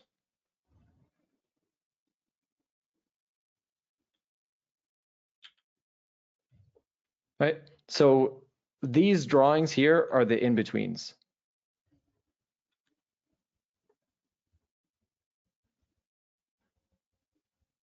And then I started with my key pose. So I'm just figuring out the timing between, in this case, my key and my breakdown.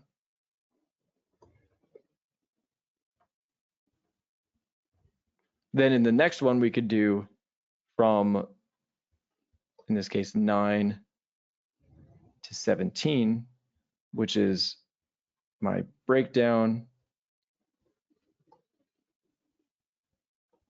to my next key pose. And the only distinguishing thing between the key and the breakdown, the keys are the major storytelling things. So like if you were writing a sentence, you'd say it was on the ground, it jumped up, then it was on the ground again, right? The breakdown is giving us the nuance of how it transitioned between those two key poses. So on the ground, in the air, on the ground. The breakdown is it leaned forward and then what jumped up. Or the breakdown could be, instead of leaning forward, it leaned backward and then it jumped up, right? So keys are main story, on the ground, up, on the ground. Breakdown is on the ground, it's leaning back and then jumping. And then the in-betweens are the drawings that are making the transitions between those smooth.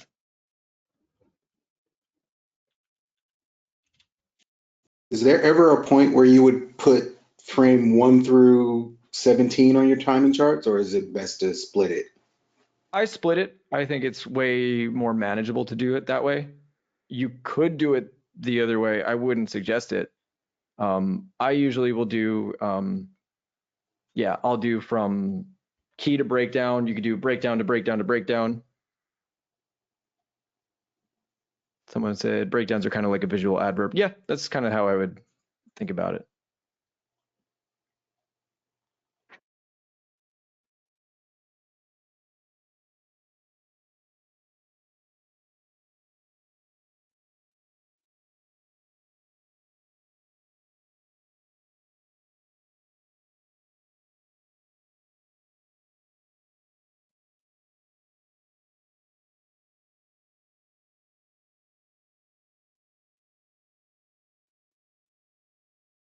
Man, TV Paint doesn't love me. Just wants to freeze all the time. I was messing around with doing this in Clip Studio, which I think I may prefer. Not sure yet. I like Clip Studio for animation. It's just kind of a pain, like manually assigning where your frames are going. Like I remember a It is. shortcut for making a new frame, but you still have to right click, place it on the timeline. It is quite annoying, I So will say. horrible. Apparently, there's a plugin for Photoshop that makes the timeline way better that I was thinking about downloading and trying out. That's a good idea.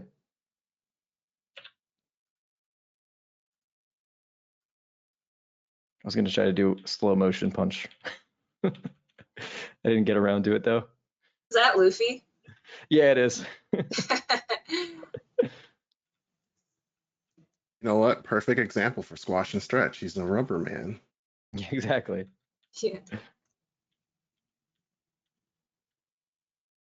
Yeah, when you said you could animate a character instead of the flower bag, I was thinking about him. Oh, perfect.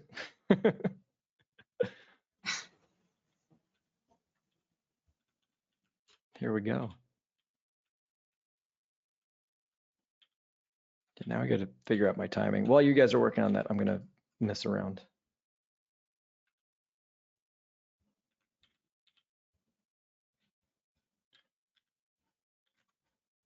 And as far as, you know, deciding that initial timing between your keys and your breakdowns, right? This is where you, you know, this is where you say, okay, what if do I want this punch to be in slow motion? Well, then these frames have to last for a very long time. Do I want this to be super quick and punchy?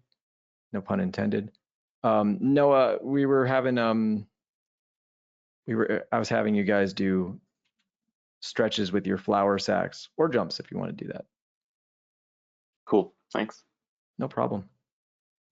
Or if that feels, you know, I think you'll be fine, but if you're struggling, you can mess around with bouncy balls and play around with different levels of squash and stretch.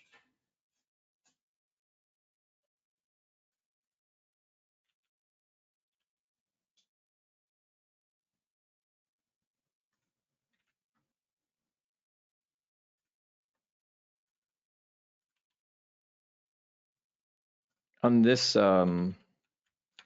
sequence that I'm doing here, you can see I start to push the stretching, right? That flower sack right there.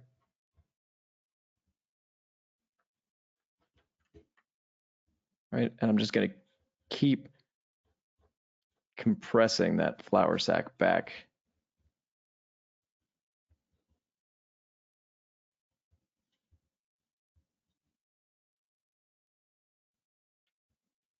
And that makes it feel a little bit more intense. Also, the camera shake helps, but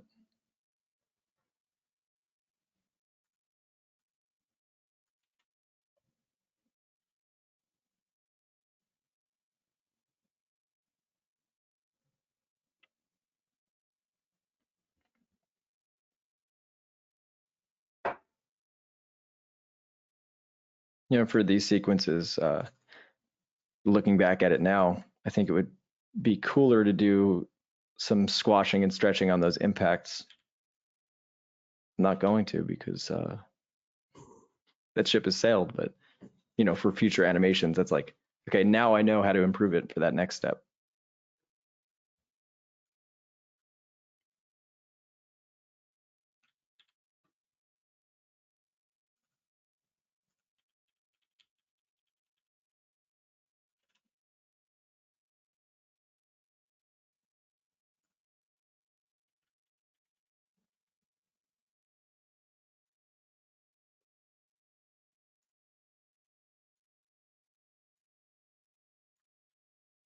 Unrelated, James, but what kind of warm up do you normally do before you start drawing? I used to draw from reference, and now I just go straight into it. It's probably not the best call. Yeah, I would like first I would draw from reference, like early on. I would just, you know, sort of imitate reference. Then when I was trying to work on my style a lot more, I would take reference and then like really severely stylize it. And then now I just go right into it. I'm just like, fuck it, just gonna start animating today. All right. Animating takes so long that it's like, all right, I'm just gonna get right into it. But I don't suggest that for everybody. I think you guys should do that. My suggestion for that would be start with, you know, it is a warm up. Start with something that's in your comfort zone. what do you like drawing? For me, I like drawing faces a lot, or at least that was sort of like my go-to Zen mode drawing. So start with something that feels Zen to you, I guess. Even if that means scribbling and just making a mess.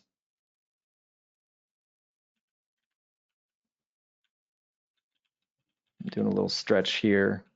This isn't my favorite. I was trying to quickly rush and do a punch before class started. But we get a little stretch before going into that breakdown pose.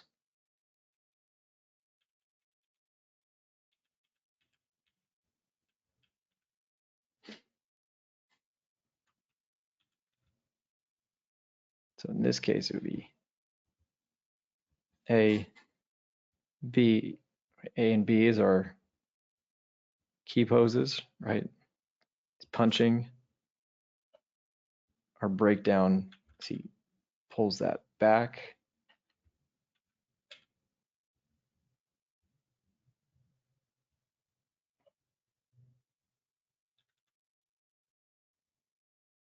And then the timing chart is what adds the nuance.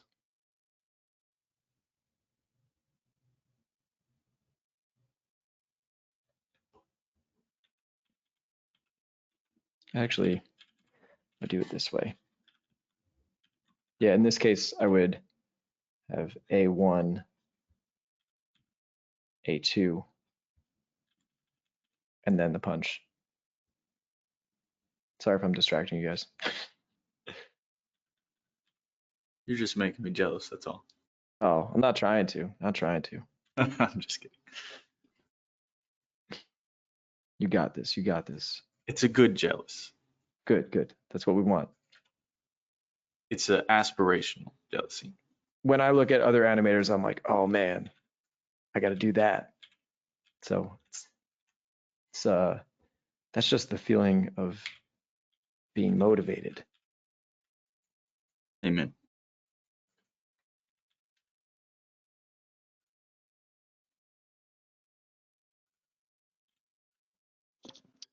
Going back to when you were watching your Full Metal animation, you said, Mhm. "Oh, I should have done some more squash and stretch and impact," and you're like, oh, "That ship has sailed."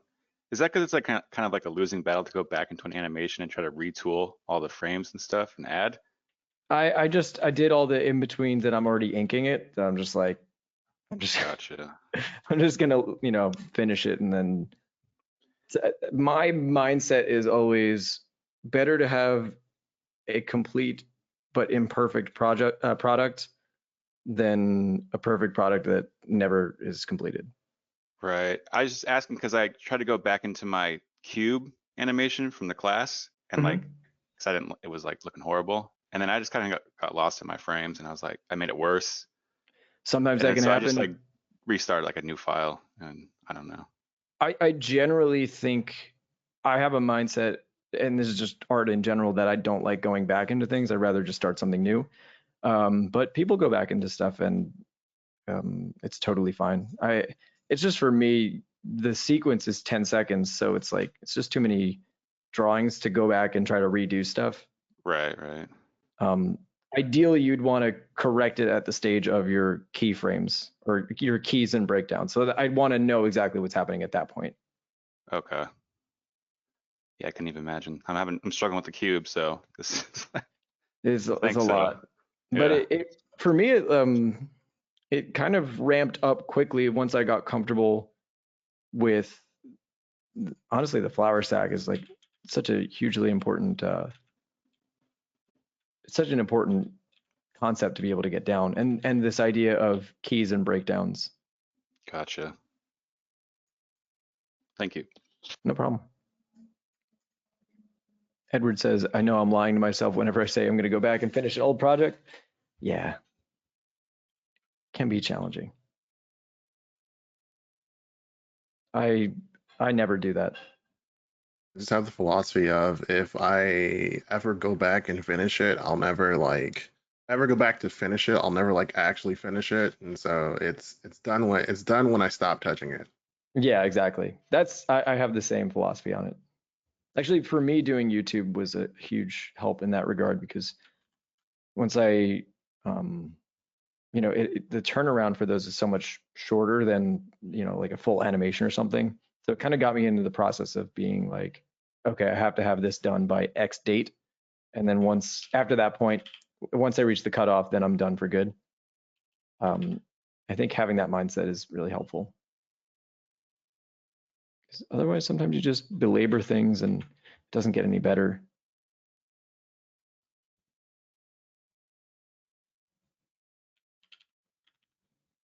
Actually, change the angle on this.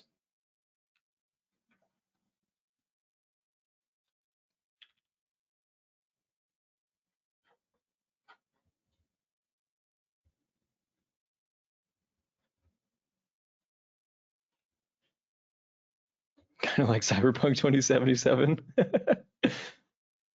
Maybe not that situation.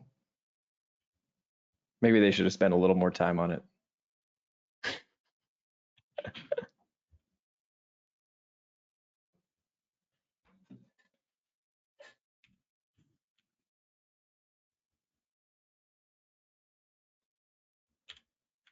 Let's have him get punched in the gut. Man, it's so violent with my animations.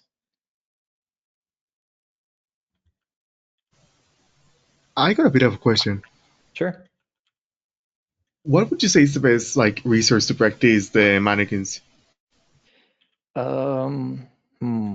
Best resource to practice the mannequins. Well, I heard there's a Gumroad package by Modern Day James that's pretty decent on it. That I may have given everybody for free in the class. That's a good one. Sounds like a hack. Oh, for free? Okay, never mind. Yeah. Wait, it was for free? It's in there if you go on Discord. It's I gave you guys my whole Gumroad thing. Oh, I thought it was a link to the purchase. Well, shit. Yeah, No, me it's too, but I clicked it. Oh, you guys. Praise be. I said, here's all my gum. Oh, yeah, no, it's free. It was funny because I already had like half of them, and I was just like, "Oh, okay." Do you remember which chat that was in? Assignments, I think. Thank you. Mm-hmm.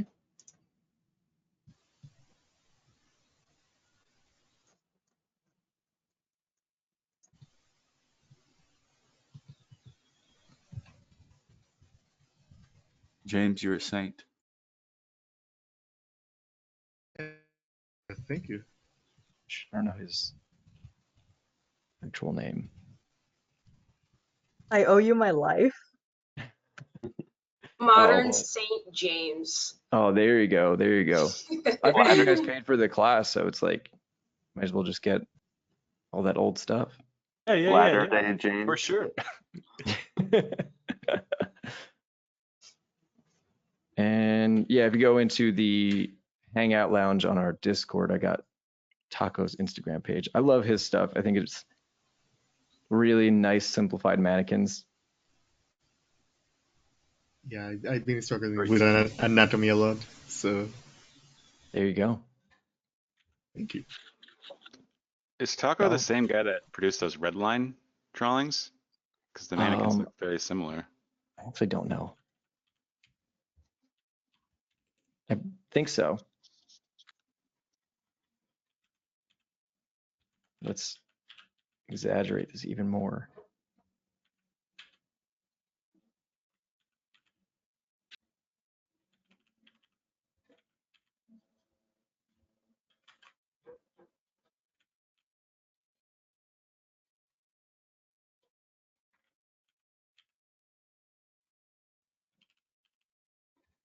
So right now I'm trying to do, a torso getting punched in the tummy. And I'm just treating this torso exactly like it's a flour sack. So he's going to get punched in the stomach, or the tummy as I called it. And I'm just going to be doing all that squashing in the stomach there. So we have key pose A, B,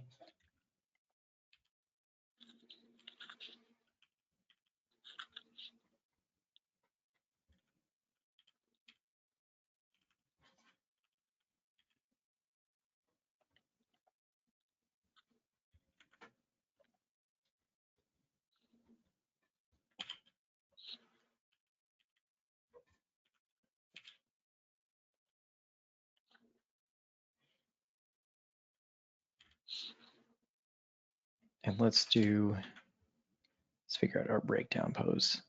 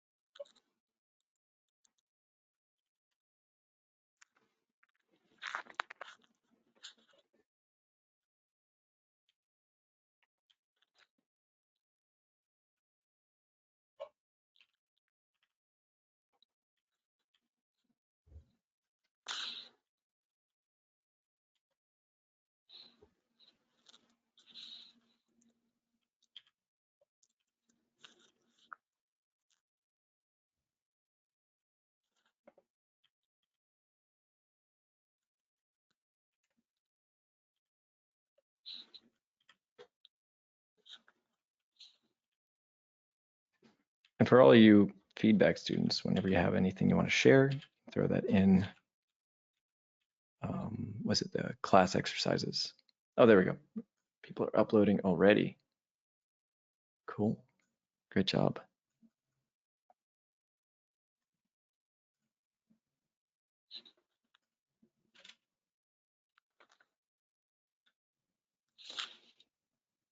That looks really, really good. Nice. Thank you. Yeah, I would just hold that last one for a little bit longer, but other than that, it's looking very good. The last frame where the sack is in the air, or Oh, when when it lands on the ground, I think you can just so because it he's very rapidly jumping. But other Oh than yeah. that, I think it's looking very solid. We could even on this up, we could even stretch that out more. So when he gets to this point, you could really, really emphasize the upward movement. Oh, I see. Right. And so then when he gets back into that next pose, he's settling in. Yeah. And it kind of feels like a little bit of recoil. Awesome.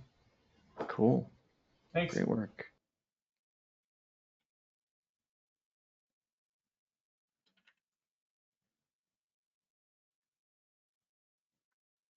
I like that one. Kind of struggles a little bit at the top there.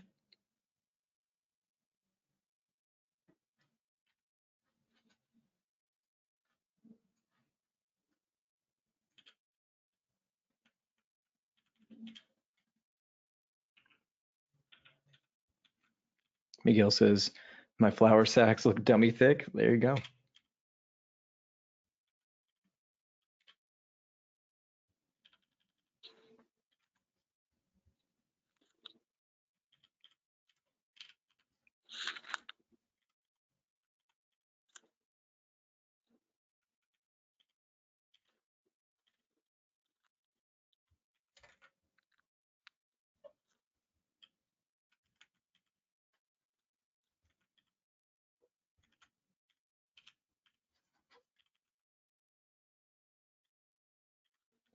All right, Juan, no problem.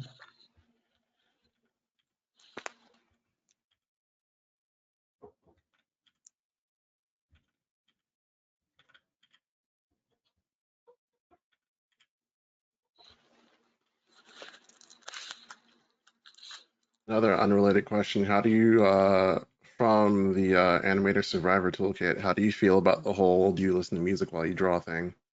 You know what? think he's got to shut up. He doesn't know what he's talking about. I love that he spent an entire page on that. It's bullshit. Get the hell out of here. But it'll mess up your timing. You'll be Oh, what does he know? He's only done like all what the does he movies. know? He doesn't know Yeah, anything. what does he know? I think he doesn't like music.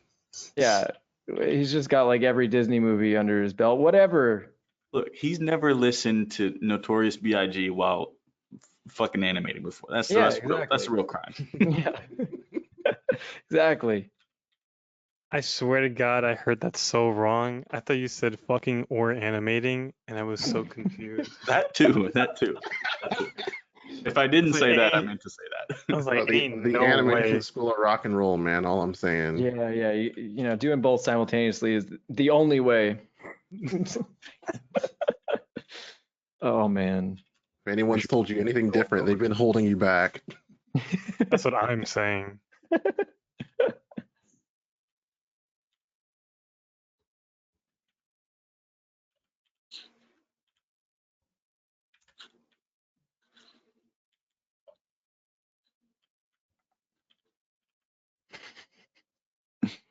All right.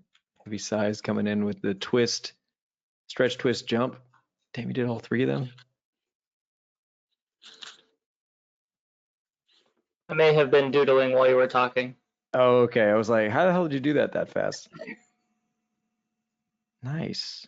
Here, let's.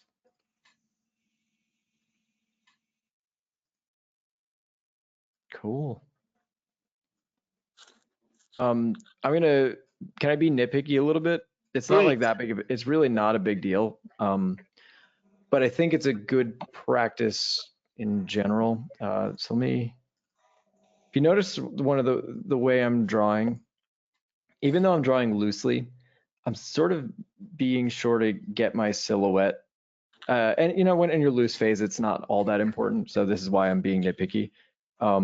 It's more of I think a lot of times I see silhouette as something that it's one of those things that doesn't always get preserved.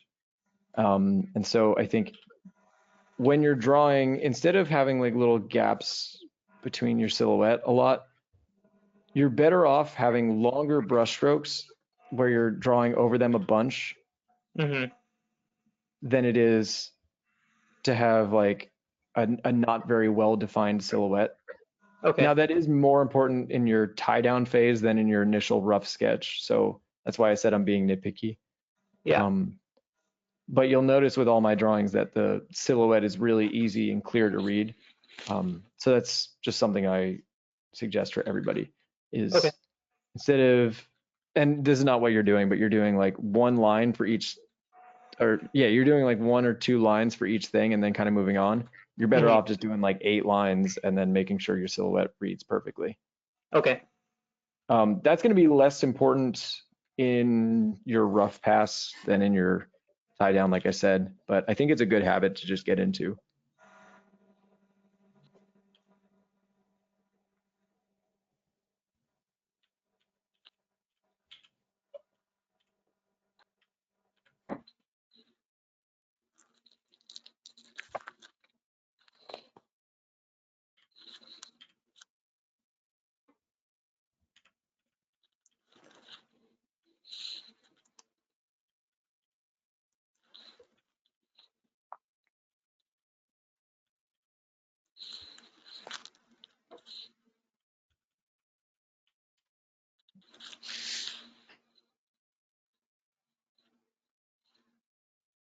Would it be something you might consider allowing or giving like viewing permissions to people who don't have critique, just so we can like see what the other people's animations are looking like too? Oh, yeah, they only do that. Sorry. My bad. Wait, obviously not post permissions, but you know, just being able to view it. There might be some students in there who we could learn from. Yeah, of course. Thank you, Modern St. James. That's what they call me, apparently. Okay, so read message history. Cool. Yeah, you guys should be able to do that. Let me know if that didn't work, but I think that should.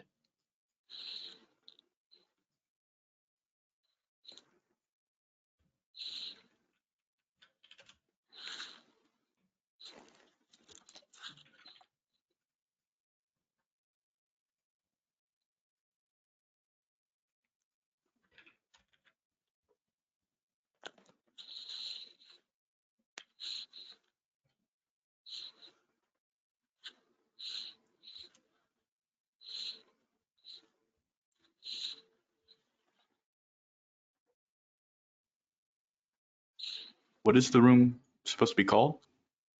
Or It the chat? is feedback students. It'll be under class exercises.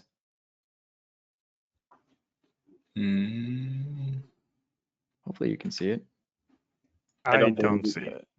Yeah, I don't see it either. No. I didn't want to say anything. Maybe I'm just stupid. No. It's on my end. I'm just bad at Discord. It's not easy. Oh, I see why. Okay. Tell me if you can see it now. Now we can. There we go. However, I can type in it. Oh, whatever. Just you get the point. Just don't just be polite. This is all it comes down to. I can see which ones are green and which ones aren't, so it's not that big of a deal. Totally random topic.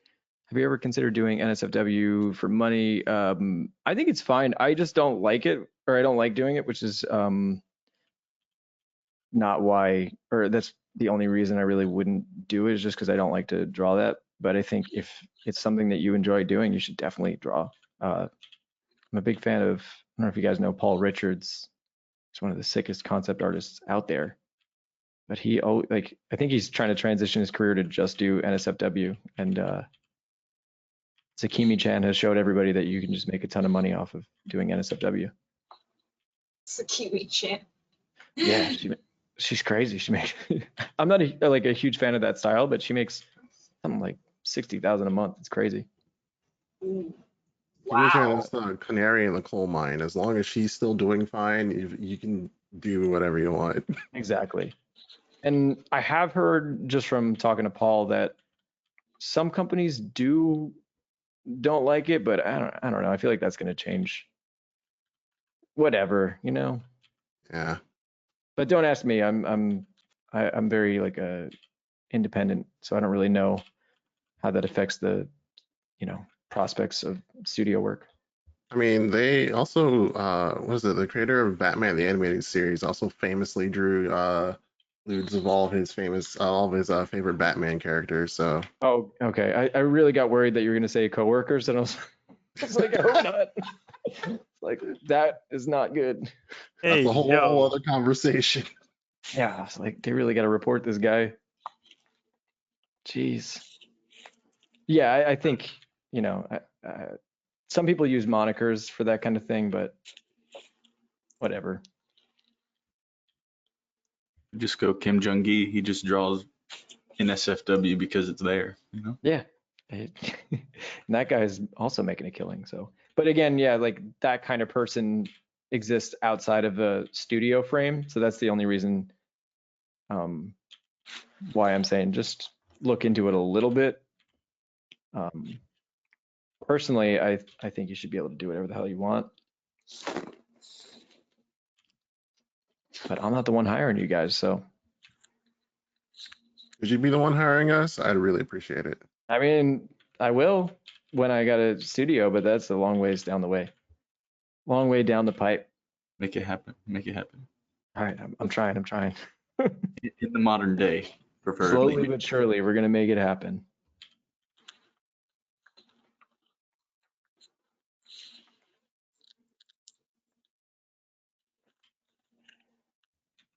Is there a recommended way you would suggest to navigate your Gumroad content since you put it all out? Wait, I missed what you said. I'm sorry. Is there a way I would recommend? Is there a way you would recommend working through your Gumroad content that you put up? Oh, okay. Yeah, I think there's an intro to dynamic sketching one. I think that's a pretty important one to just get a sense of 3D forms. So if you're struggling with volumes and solid drawing, I would start there. And then I think for the sake of this class, the posing one is very important. We'll ease our way into that kind of stuff. I'm not trying to make animation puns, but all of the stuff that we're doing, like the flour sack and whatnot, you can kind of try to do it without too much perspective and solid drawing, but all that stuff will help. Yeah. Okay, cool. Thank you. Great. No problem.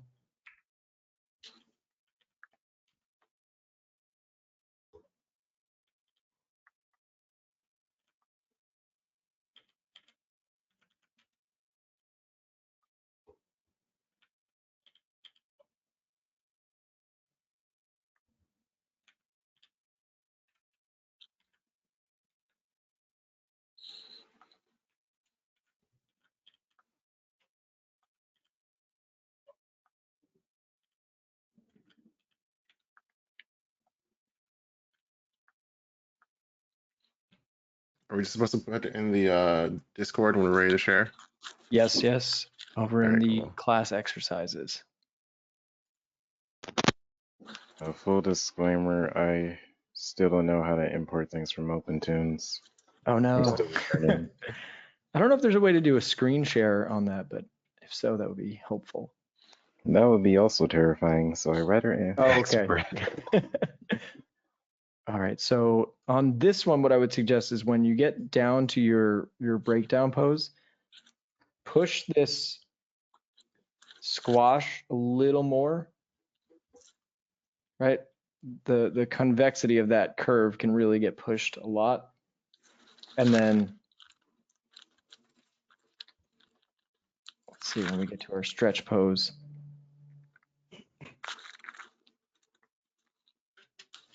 Oops. Yeah. I think you can, and I could have done this a little bit more as well, but you want to make that shape taper off a bit. So that way it really feels like, you're pulling taffy or something.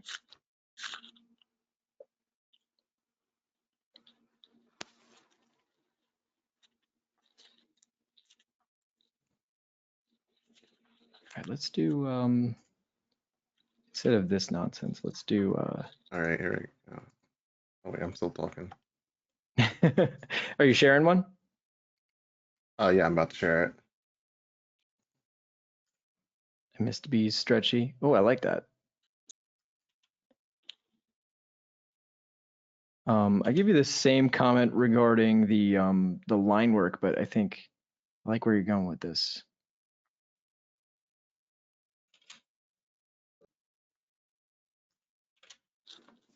There's like what was the line work comment you made again?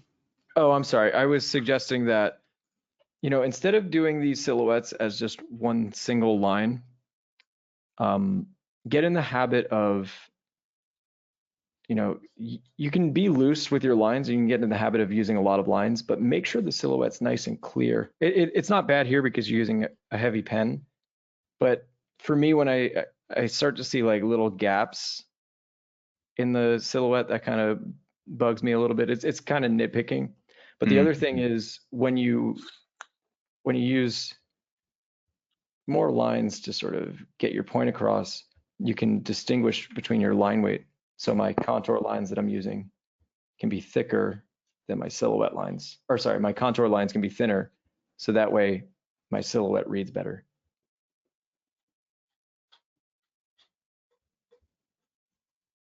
There's a thing about, when the silhouette is, there's like some empty spaces or it's not completely filled. It feels like I'm missing information or something. Whereas long, flowy brushstrokes have a lot of confidence to them rather than this or chicken scratch. That's my suggestion. All right, I just added it. Cool.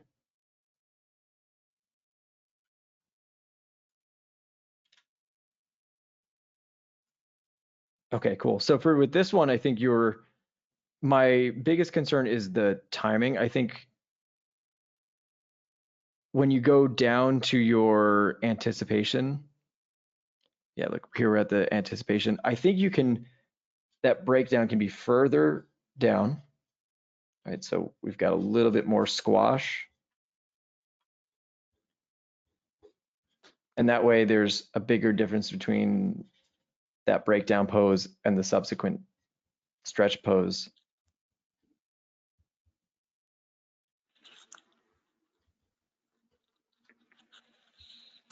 And then the transition feels let me see, it feels maybe too slow to me, right? Yeah, I think you're using these the blur lines, but it's not really all that quick the way it's transitioning. And I think part of what's going on is you're adding too many in-betweens on this transition. Let me pull up how I did it.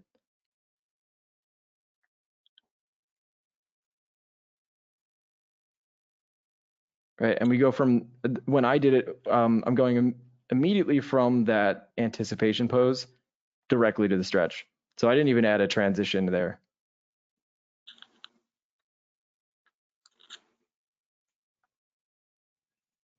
All right, cool. I was thinking I needed to add more frames at the beginning so that it would be slower in the anticipation and then would just shoot into the stretch. Yeah, and I think I think that's the right idea. But I think the way you executed it was a little, it didn't have the anticipation that I was personally looking for.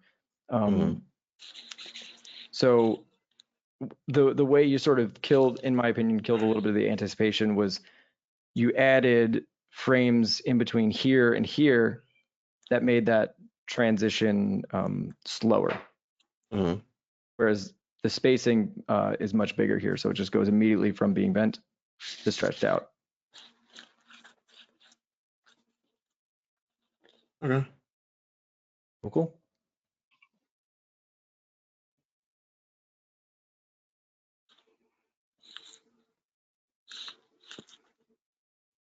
All right, let's have a look at, I don't know if that's everybody from the class, but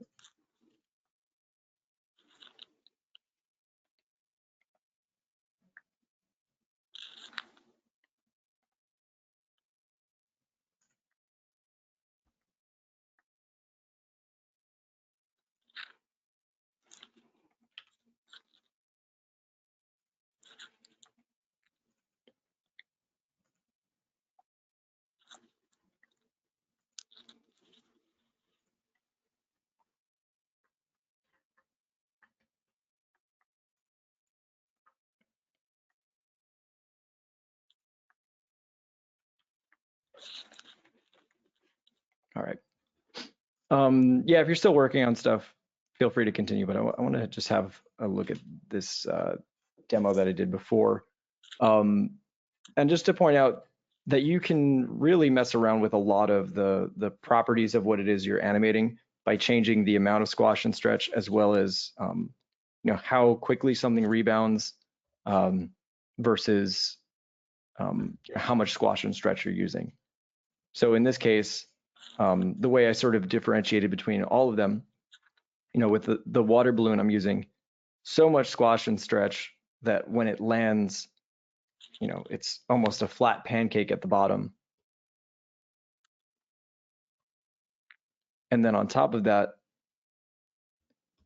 I keep this little tail piece kind of in the same or similar position as the bottom stretches out.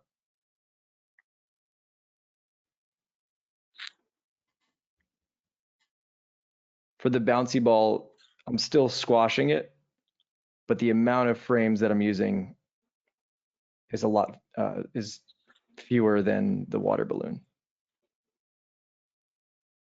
And then same for the basketball. Now I'm still using squash and stretch, but I'm using less of it. So it's not the shape of the ball is not deforming nearly as much, and it's for fewer frames. So a lot of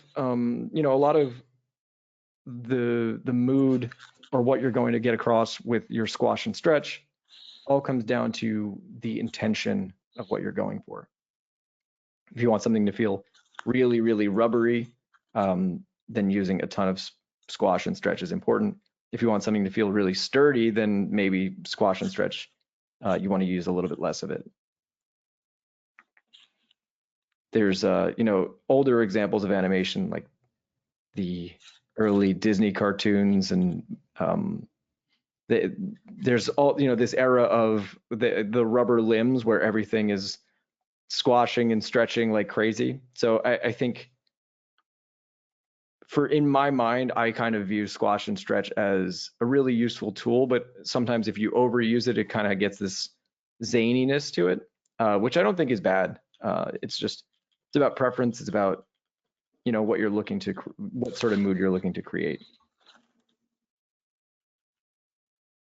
Like this one punch here, an insane amount of squash and stretch. And, this is, the show is pretty comical, although the fight scenes themselves are pretty intense. I love that. So much deformation of it, right?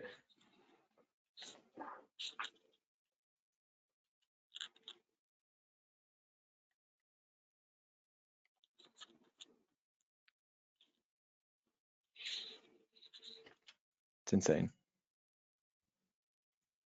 Sorry if you guys can hear my cat in the background. She's also insane. I don't, but I love cats anyway. She's pretty awesome. What kind of cat?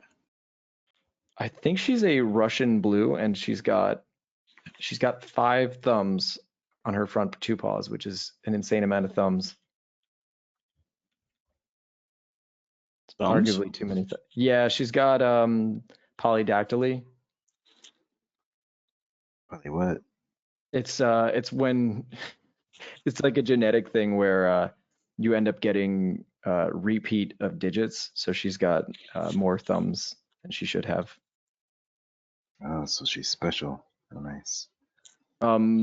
Laura, I'm gonna look at the feedback after. I mean, I guess we could start now, but my intention was to send that to you guys afterwards. But if the class is okay with that, we can actually have a look at those now. Well, I don't really mind either way. Okay, let's have a I look. think we'll learn watching you critique. So cool. You can learn from me being mean to people.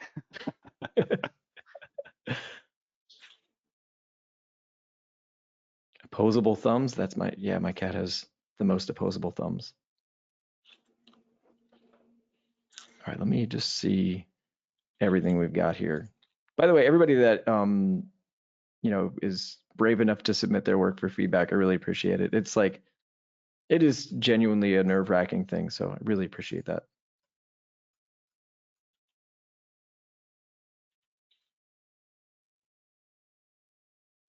Nice. Good job keeping it nice and loose. I think maybe the timing of this feels a little slow to me. I don't know if it's it was a slow motion punch or you were just getting the key poses down. But another thing I would suggest is when you have a pose like this where maybe it's subtly moving a little bit, I would suggest just redrawing it again rather than doing something like this where you're just just drawing the frame over. Unless they did that. I have seen some animators do that. I prefer not to.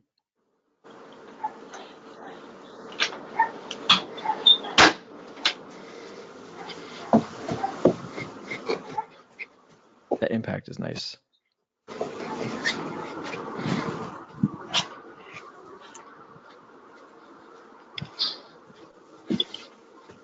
Fuju says it was in slow motion. Good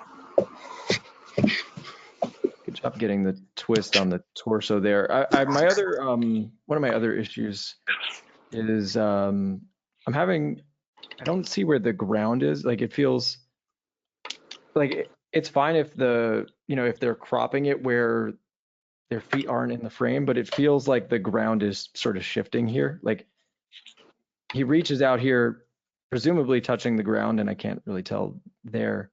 And then now their feet are below the plane.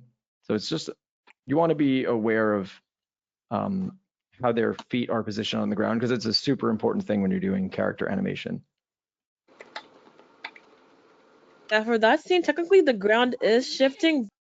I don't know if I captured it correctly, because that was like the Spider-Verse scene when Spider Noir, I think, is fighting that one guy in the city, and like the cars are spinning, but I was like having trouble kind of like keeping the spinning going on with the action as well. So I don't think I Yeah. kept as. Oh yeah, that is definitely tough. Are you doing it? Are you doing all key poses, or is this? Did you do straight ahead? How did you go about that? Yeah, I did straight ahead for Okay. this. Yeah, I think there's something about the frames. It feels too slow to me. I don't know if it's if you're doing straight ahead and it's slow motion, there should be a ton of frames. So like generally, if you're doing slow motion, it would be a lot of extra drawings. So I'm not sure if you were skipping frames in this or if you held them for too long. Sorry, I just want to say somebody's mic is on and there's a lot of noise. Yeah, just check your mics, everybody. Testing 1, 2. But yeah, I mean, I would actually suggest continuing to do this. I think I would try it again, or maybe a scene that's a little less intense. And for these, the frames where even if it's a subtle shift, I would suggest redrawing each frame just because it tends to look better. Like here, you have his hand out, and then yeah, it's kind of like shifting slightly. I think that would definitely look better redrawing each frame. And then sort of the next thing you can do, which this is more of a suggestion rather than you need to do this. Whenever I'm doing, a study from live action, even if I'm going loose with my mannequins, I like to give myself center lines for the characters. So that way I can pay attention to where their volumes are. And sometimes I'll even add ellipses and stuff. Kind of like the way I was drawing the flour sack. This allows me to keep track of their movement, right? Because if let's say they're twisting,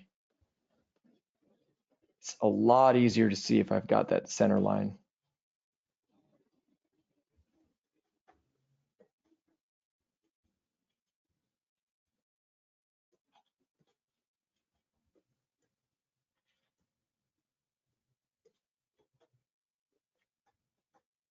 And this comes down to that mannequinization stuff. So it doesn't need to be a ton of that, but it can help. Because I know for me, when I'm doing my rough animation, I'm usually trying to be cognizant of where in 3D space my characters are. If I'm making something up, trying to be cognizant of that. So I'll tend to add a little bit of that center line. And the reason why that's super helpful is, let's say this guy is twisting so that his arm is getting pulled back a little bit. I can use that center line as a track to see how far he's twisting. It just helps me keep track of 3D space so much.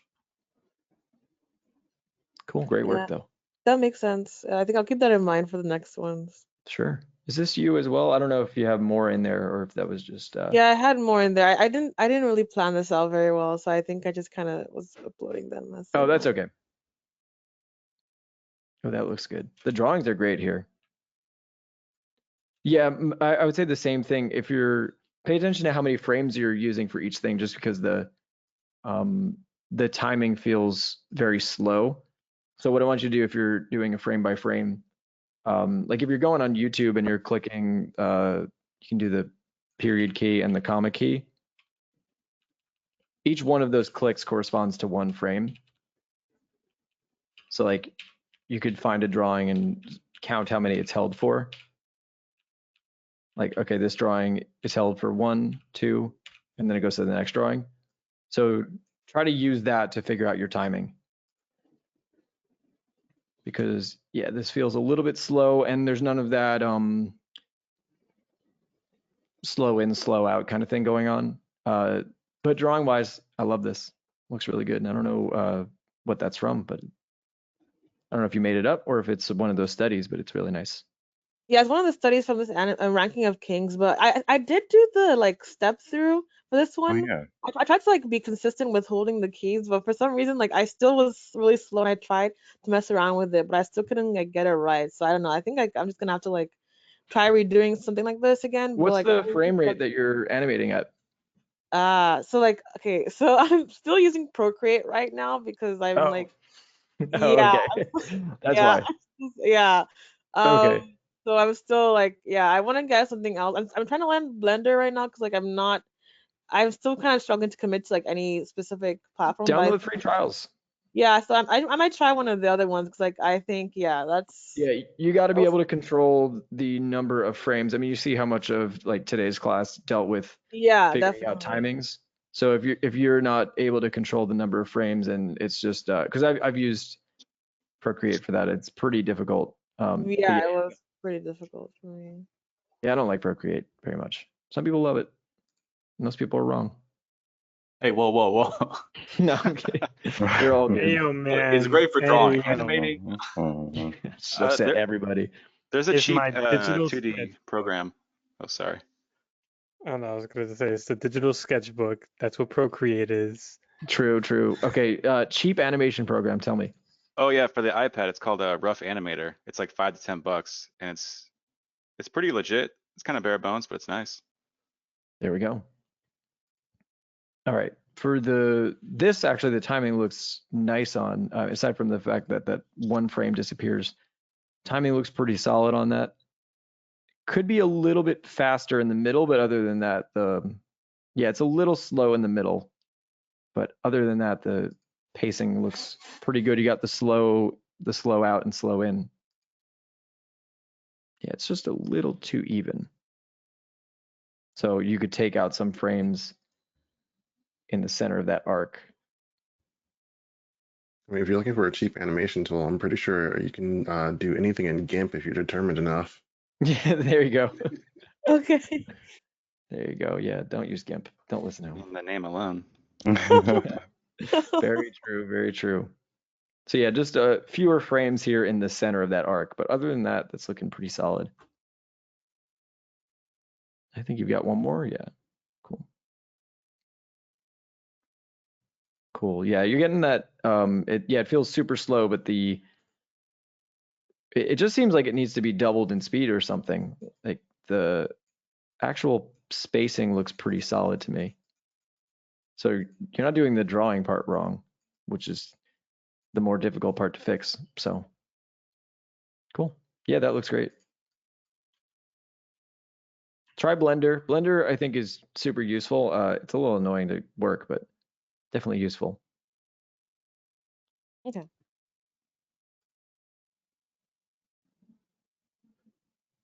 All right. Is this Kui? How do I say your name? I'm sorry. I want to just make sure I'm saying everybody's name properly. Oh, it's just pronounced Quinn. Kui? Okay, cool. All right. These look great as well. I think this is also just a little too slow. I feel like we got moon physics going on there. Oop. What did I just do? Okay, coming back to it. Yeah, it's just a little too slow on there. And I also posted something on Discord about perspective, and I think actually the perspective looks pretty all right here. It's not so bad.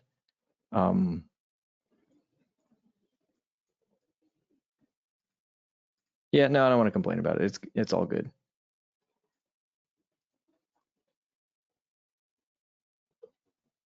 All right, now this, okay, there we go. Now I can see it. I feel like the line work, sorry, now I'm gonna be annoying about line work. It feels very unnatural. Like whenever I see drawings where, like even if you look at anime where it's cleaned up to a really, really tight line, there's still some like nuance and some errors to it a bit. There's something about I don't know if you're like correcting your line work, but it feels a little too, it sort of falls into the uncanny valley for me. And I think I know why. I think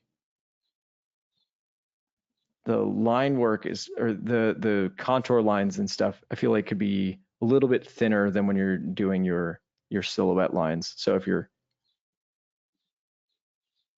someone slandered Blender. No Blender slander in here.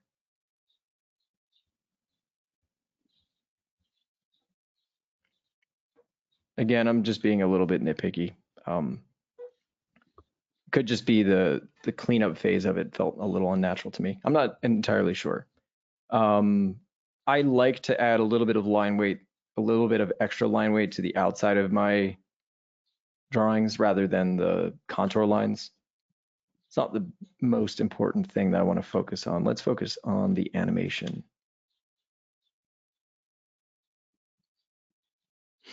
Yeah, I think the big thing that's bothering me here, I appreciate that you're doing some cool perspective stuff. I think it doesn't feel like this string is coming at me. I think that's probably my biggest issue with it.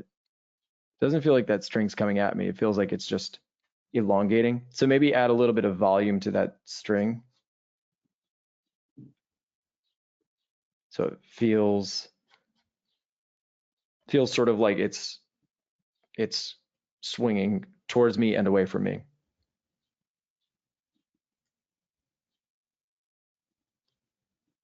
Or you could use something like a pendulum shape, right? If we were doing this from front view, if you want to add depth to it, you could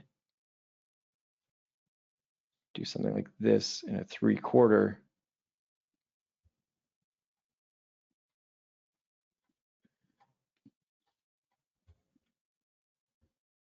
Which would get that effect of getting bigger as it comes close to camera and then smaller as it gets away from camera.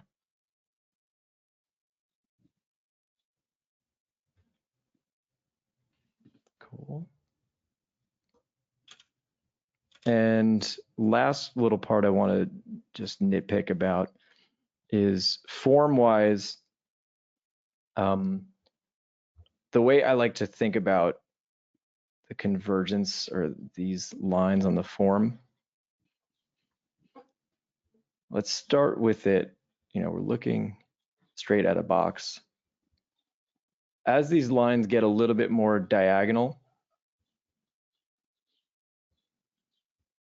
let's say this is line A, it's line B. As the lines get a little bit more diagonal, that right line is going to come closer and closer to A. So as it's turning in perspective,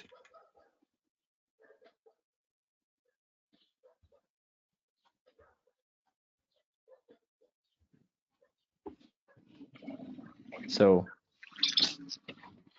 A is, the same height, B is coming a little bit closer. These top and bottom lines are more and more diagonal. I just want to point out what's happening here. So you're changing the form now because these lines aren't diagonal enough for how close you put this second line. Right, so what's happening is it's changing from a cube to now a rectangular prism. You're going from something like this to then that. And so it can be a little bit confusing. Takes a little bit of time to get used to this, but yeah, that's going to be there. And then let's go to the next frame. Yeah, at this point, now these lines got to be a little bit more diagonal. And this more square. So like when this is swinging up, we're seeing the top of the box. It's almost perpendicular with our eyes. And so the more in line with our eyes it is, the more closely it's going to resemble a square. So that perspective stuff is very confusing. I will talk at length about that at some point, or off of our class time. But great work. It's really challenging anytime you have something coming at the camera. So great job. All right, let's see some Naruto. I think it's Naruto. Yeah, that looks really cool.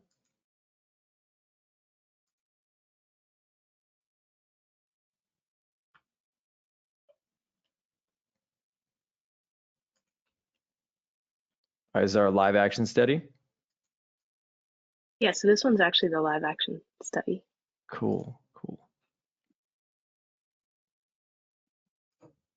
Okay. I like everything that's going on. There's one little bit I want to figure out here.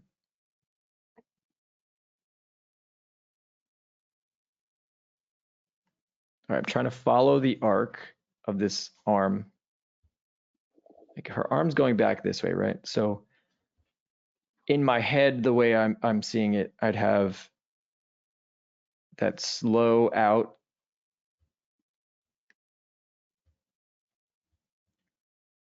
And then we can do slow in.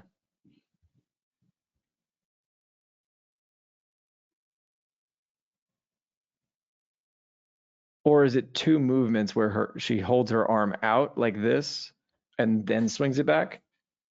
Yeah, so it's two separate movements where she kind of like held it out for a little bit and then like brought it in real quick. Okay, I see. Okay, got it. Okay, so in this case, when she's swinging it back, there's one drawing, that drawing right there throws off the arc entirely. So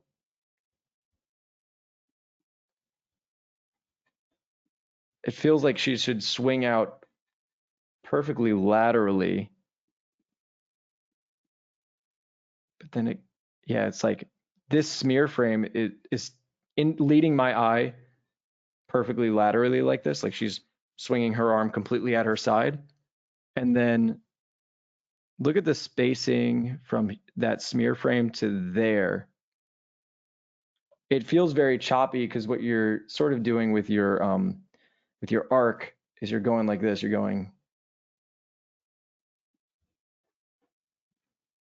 So you've got this step down really, really quickly that feels kind of uncomfortable.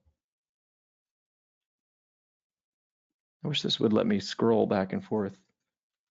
For some reason, when I full screen, it doesn't let me scroll back and forth. That's kind of annoying.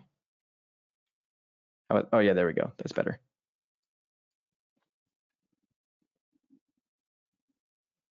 Yeah, that right there. And I get what you're trying to do because you're trying to get her arm back in position to be at her side, but her elbow, if you follow the movement of the elbow,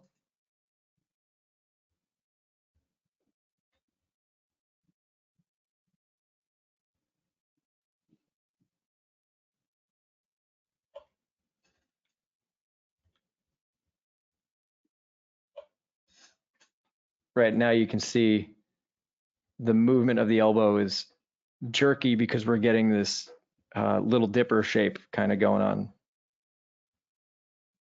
Right? Whereas most likely I'm not looking at the reference, but most likely the elbow is kind of smooth and then her forearm was extending while the elbow was moving along a smooth arc.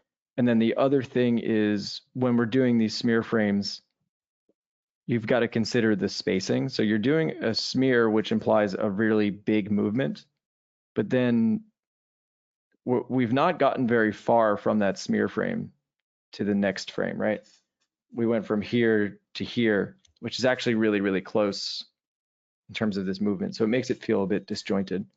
The props here are that you're doing some cool experimentation and you're not just doing the reference, you're actually just changing it around a little bit, which I appreciate. Oop. Now I'm messing up just by clicking play incorrectly.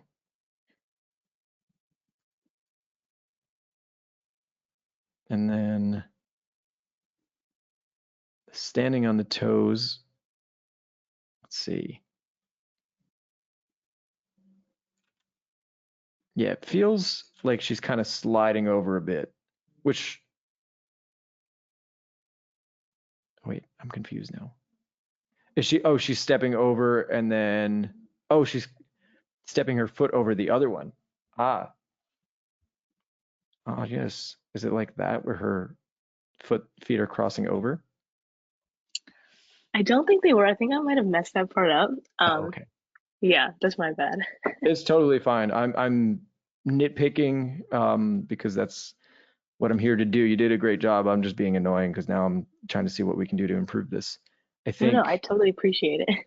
awesome. I always feel bad giving critiques. I feel like I'm being a dick. No, don't feel bad. I'm here to get better, so. All right, cool. Yeah, for anytime you have slow movement, right? The way she's kind of like slowly moving her arm, like right there, it feels a little choppy on the way down, right? And anytime you have slow, graceful movement, that's actually where you want to have more frames. Whereas those quick, rapid movements are when you can get away. Oops, it's looping weirdly. Yeah, like you could probably get away with taking out a few drawings in this case and going directly from here to there pretty quickly. If it's going to be like a really rapid thing. Cool. Awesome. All right, cool. Do you have more? That was it for me. It was all just in the one video. Oh yeah. Yeah, sorry. It was all in there. I did look through a bunch of them. Yeah, I think that's actually, just for everybody, I think that's actually the easiest way to upload it. If we just do them as one video and then with everything combined into one. I will remember that. Cool. All right, we got Quinn's animation study here. First off, good job on the perspective and form. Nice job. I don't know, I don't know the source material, but you probably were going frame by frame. I feel like, oh, did you say this is live action study? Was that from None of Which Academia? No, it's not right. I don't know. This flip at the end feels a little slow, but I don't know if that's. Oh, my mic was off. My bad. That's okay. You're talking to me and I'm just ignoring you. It's from Little Witch Academia. Mm-hmm. And I just did it straight on because I thought we were supposed to, but now I'm realizing. Yeah. Oh, okay. Yeah. I didn't do any timing, although there is, like I was just trying to get I don't know. No, it's fine. Yeah, I did suggest doing straight ahead. But usually what ends up happening as a result of that is like, if I'm drawing this straight ahead, like if I see this drawing held for 1-2 frames on my software, I'm going to hold it for 2 frames. Right. So you end up getting the timing just as a result of doing that, even though you're drawing it straight ahead. It could just be that you were finding each pose and then drawing it and then not holding them for the correct amount of frames, just because it feels a little slow on the jump. But yeah, I think the beginning frames were held for a lot longer than what I. Got it. Cool. Yeah, I'd say just go back into your program and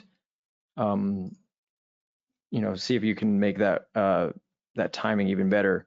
But other than that, the forms look good. Let's see about the arcs. That looks good as well. You can also that underdrawing you can remove just because it makes it a little. Yeah, I think I left. I have a habit of.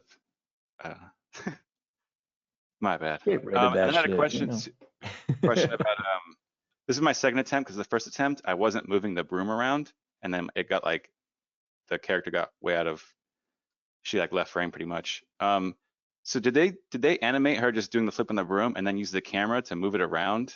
Yeah, so you would do it like this. You would have your let's say here's your thing, and then in one frame she's here, and then another frame she's up here. You could draw the whole thing and then just use your camera tool to pan around. Okay. That's usually what studios will do. It makes it easier because then you have a background painting, like you have one solid background painting and then you just pan across that. Yeah, I think I was trying to cheat that by moving the broom around and then, yeah, but okay. Yeah, understandable. Most of the softwares have the camera thing, so you can do it this way and it's still fine. You could also try to use your brain and see like, oh, okay, this is like how big it's going to be overall, but it sounded really like a dick. You can use your brain, sorry. No, my brain don't work so well. I get it. It's not how I intended it. No, I just yeah. have this natural inclination to be a dick, apparently. Okay, it's cool. Yeah, I'd have to see it if they're panning the background around it all, or if they're There just was doing it straight also a lot of animation in the broom itself. Like, Oh, there's okay. a lot of, and I just completely ignored that because I was just focusing on her, on Akko. Got it. That's fine. Yeah, Okay. in some cases you might if it's like a character moving across a really big area or moving back and forth across a big area, you might just use the same background and pan the camera. Other cases, like if it's a character running at the camera, I would just leave the camera tool steady and then just make the character bigger. So it really Okay. depends. It's very situational. We'll talk about both of those, but that's great. Awesome, thanks. Yeah, no problem. That's the only one I got. Cool. Yeah, I was just saying if there was something else I wanted to discuss. Oh, okay.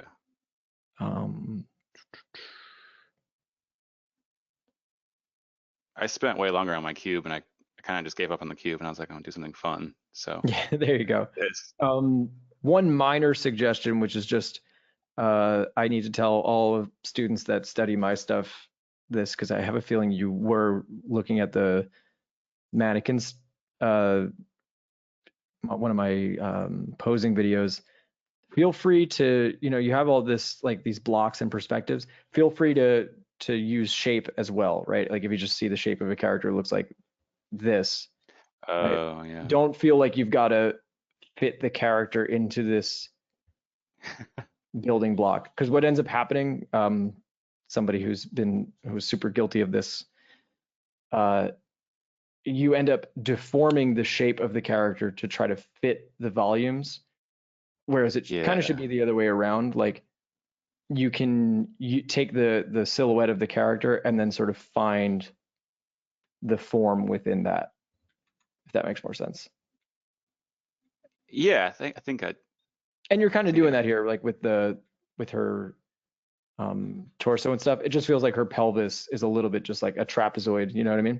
Like a box. I'm feeling those. Yeah. Those edges too much, as opposed to like that shape. Okay, yeah. I definitely was doing that for the torso. It's totally fine. I noticed it with there were some spots, like the way you're drawing the feet. Yeah. With that, like just experiment with just throwing a shape in there. Okay. Right. There's some sort of like mid ground you can find between form and shape. The way I always describe it is like, okay, here's a cylinder which gives us perspective, but it's lacking in shape. Here's maybe a cool shape, but it's lacking in form. You can kind of combine these two and just like add volume to that. Okay, yeah. Kind of use this like hybrid model of form and shape. Yeah, this study really showed me that I haven't studied feet a lot. So it's like feet are they're tough. Anatomy's tough in general. Yeah. I wholeheartedly agree. But yeah, here's you get form plus shape equals form shape thing. Form shape thing. That's kind of the way I draw. But when you're doing your rough sketch, you can kind of combine. The update button is giving you anxiety. You're not the first person to give me a hard time about that, so I don't totally understand. You could also use some combination. You could err on the side of shape. It seems like your perspective is fine. Like you're not somebody that's struggling with perspective. So feel free to put a little more shape in there. Okay. Some people are the opposite, where they draw exclusively in shape. and then I'm like, hey, add more form to it. So it's kind of like this weird middle ground. Yeah, I thought I knew perspective, but that cube task, I don't know. It's tough. It's definitely It, tough. it made me cuss. Yeah. But did you upload it on here? I put it in the Discord. Oh, let me take a look at it. And I also redid my bounce ball too. Cool. Because I added, but yeah. All right, let me, before I get to this, let's look at your sweet. cube.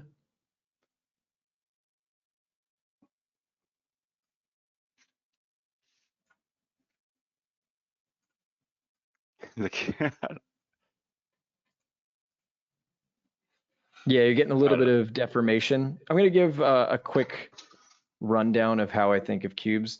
The way I think of it is the more head-on you're seeing one side of a box, the more like a square it's going to look. All right, so if I'm looking directly at it, it's like this. The more it turns away from me, the more it's one frame or one side is going to look like a trapezoid. And so sometimes that like let's find a good example of it. I use this to sort of figure out, okay, how diagonal are these lines on the side, and how diagonal those are tells me where that second line is going to go. So let's start this from the beginning. I'm going to draw my first line, and if I'm looking at it straight on, let's do A, B, C, D. If I'm looking at it straight on, B and D are as long as A, but if I make two diagonal lines, now C has to be closer in.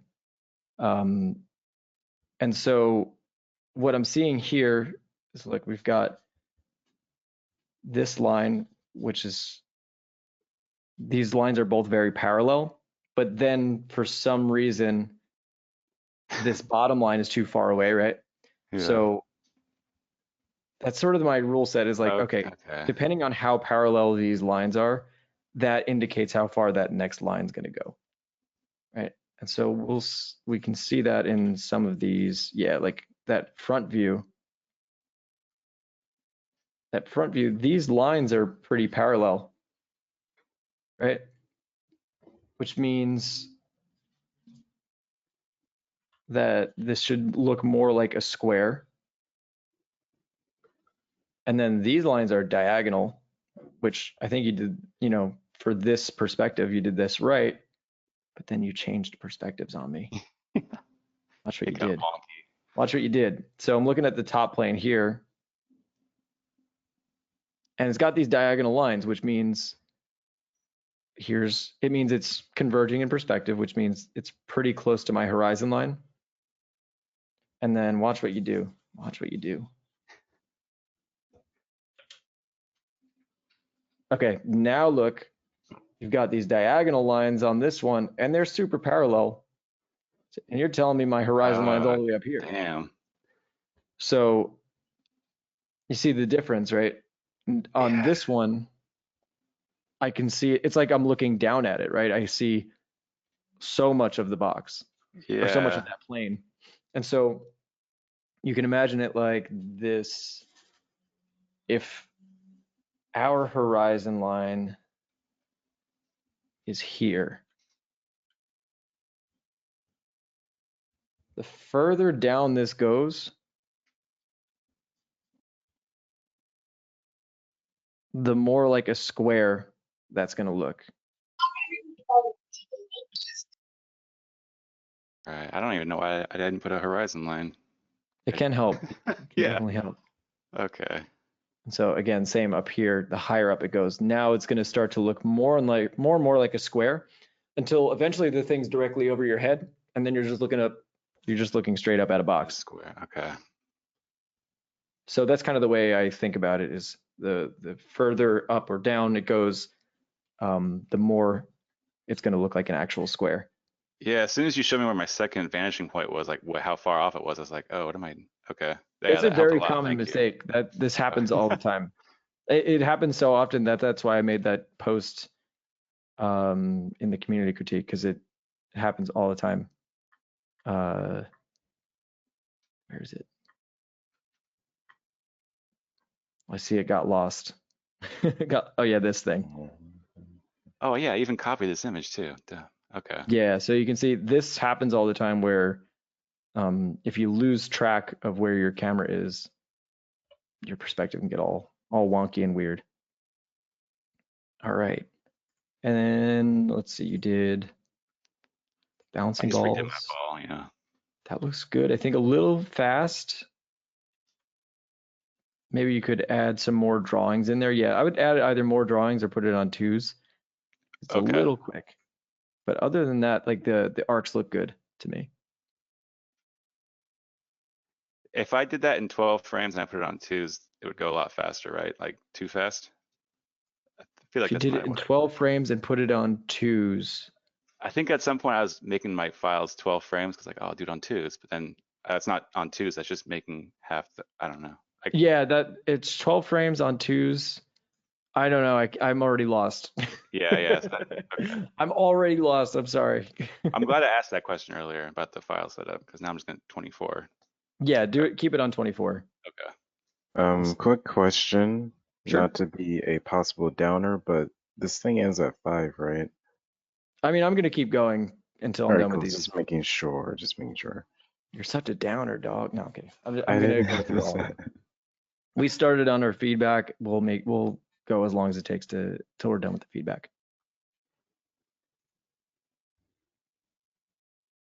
Cool. Actually was pretty caught up in stuff last week, and I didn't get a chance to even look at the lesson until like an hour like before the lesson. So if I submit feedback like next week or whatever, would you still be able to look through it? Of course, of course.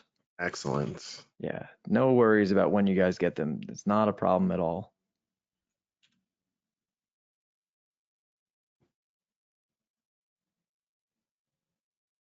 First off, I don't know if Giselle is still here, but the poses look really sick. You did a great job of capturing my boy Aang. Love it. It's looking sick. Hi, James. Yeah, I'm here. Just listening. Awesome. Yeah, this looks great. I think same thing about timing. It feels a little slow. I'm not sure if you just maybe there was something in the conversion of the frames. Yeah, I did a little bit of improvisation somewhere in the middle because I cut a few like sequences, I think, to just shorten it a little bit. And then at the beginning, I was doing straight ahead drawings, and then I started to lose it along the way, and then like trying to understand how it works, kind of. And now I Gotcha. lost it at some point. Yeah, I would say just yeah, figure out the timing. It seems like you could just speed up some of these things, like they're maybe held for too many frames. But the actual poses and everything, which is arguably the more important part, looks really good to me. Let's see. Is there anything else? I'd say just throw in a ground plane as well, just because when you're doing full figure animation, it can be easy to lose the perspective, and I'm Right. just slightly losing it a little bit. More on the rock. It's not even. I don't even want to critique it because it's not that important. I would just add in a ground plane just to make that a little bit more. Noted. Yeah, makes it easier. Yeah.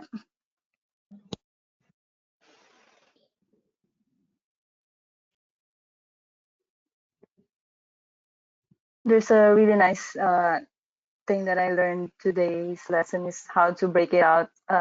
When I was working on this, I didn't really understand like how like the drawings are put in. Like at some point, I've been doing a lot of like drawings each frame, but without like really understanding how they are.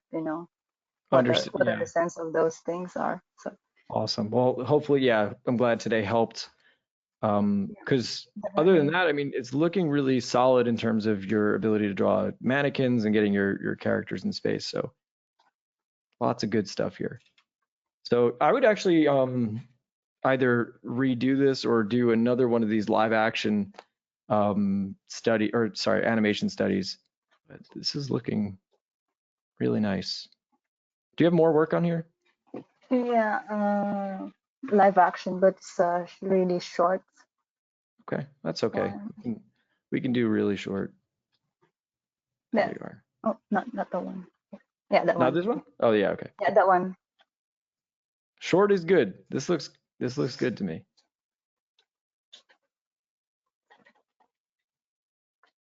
Cool. All right, the movement is solid. Like the poses and everything are solid. Now the only thing I would change here is, okay, when she swings it back. Wait, let's see. You might actually have done that already.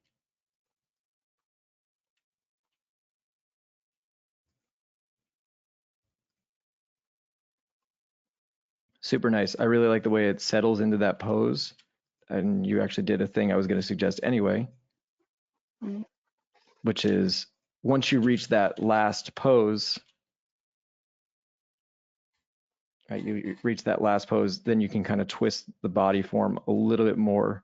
And you did that already, so that's kind of great, just for everybody else's knowledge, right? When you get to that last keyframe, like she's doing this huge arc where she swings that arm behind. And then rather than just abruptly ending it there, what she's doing is a slow in on it, right? So there's a few poses that are very close to each other right there. Yeah. The only thing, I think some of these frames can be sped up a little bit. Like some in the center, just because it feels a little slow maybe, but I don't have many bad things to say. Go for it. No, I said I don't have many bad things to say. You did a really solid job here.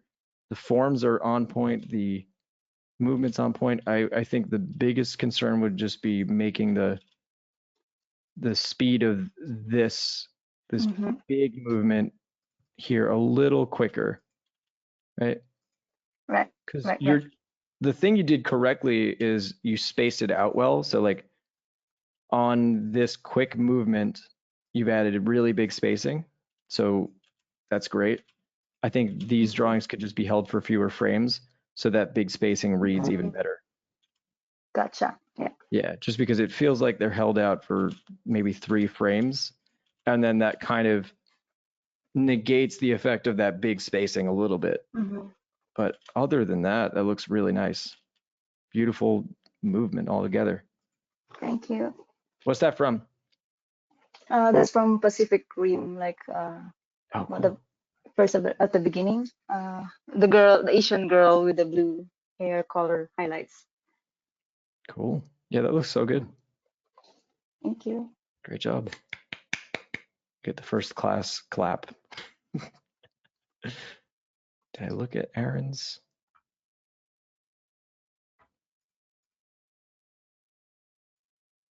Where are we at here? Okay, we did Quinn's, did Giselle's. Laura, did we do your work?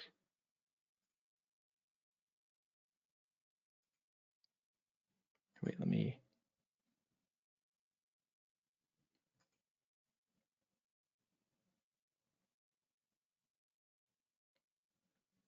Cool. Okay, so let's talk about this a little bit. When you're doing the perspective one, it's another little minor nitpick. I'd say just add in a shadow just so I can see, where it's contacting the ground. Just makes life easier. Just like, oh, okay, I get how that's, contacting the ground. And you can just do that with a pencil stroke, nothing crazy. This one looks good to me, except the end is a little weird. I would say have that decelerate a little more, right? It feels like the spacing gets bigger as this goes on, like from here to here. That spacing should get closer and closer together as it decelerates. But the beginning part of this arc looks nice. That's good. And then it kind of, yeah, I would bring your spacing closer together at the end of that. Okay. Yeah, makes really sense. minor issue there. For these guys, same sort of thing that I was talking about earlier, like fight the urge to sort of chop up your line work. I'd prefer you go for long brush strokes and draw over them. Okay. Something like that is way easier because then I can see the silhouette, right? Because if you're, let's say you do a squash, well, if it's really choppy, I might not know exactly what the silhouette's doing. At least if you're going over those lines a lot, then I know what you're going to ink over. You know, I know what the final silhouette is going to be. This is, first off, I like what you're doing in terms of having them be different weights and stuff so they roll at different distances. I think might be the same frame rate issue because the spacing looks good here to me.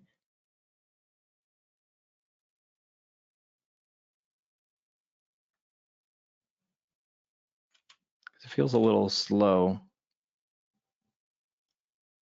but the spacing is good. And that slow in on that is good as well. Yeah, Slow I in. discovered the frame rate. I discovered the frame rate later in the week, so maybe this is 15 or 18. Okay, yeah, just do everything on 24. Yep. Cool. All right.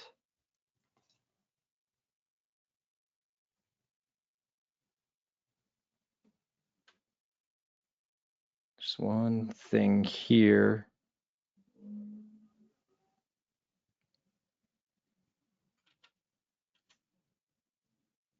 Yeah, it feels, it goes up and then kind of like immediately juts back down.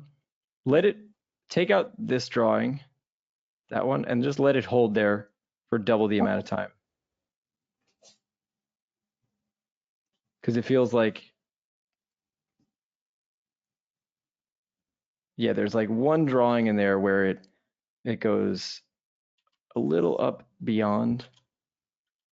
You can see it on that swing. It kind of like blebs up and then blebs back down. Just hold it there for double the amount of time and then let it swing back.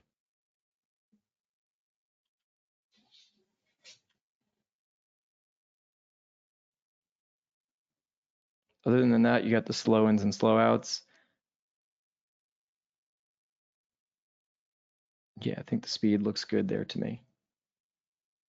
Okay, for this guy, it's very important when you're doing this in perspective that you make sure that ellipse isn't too wide, right? The point of that exercise was kind of you're looking at it sort of straight on, so that ellipse is very shallow. Yeah, actually, the bottom, the one that it's in the bottom, it just directly.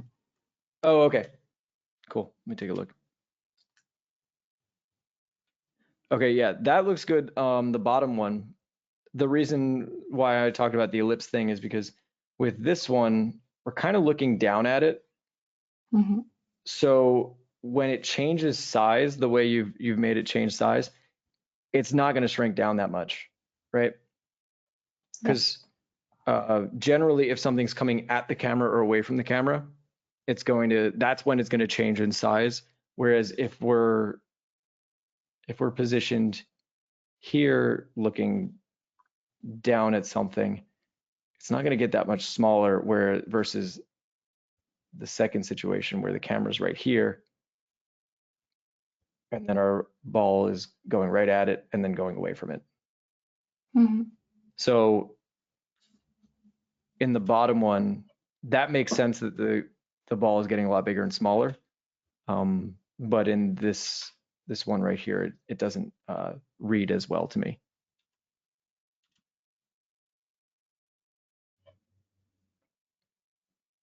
Yeah, and then as a consequence of that, the spacing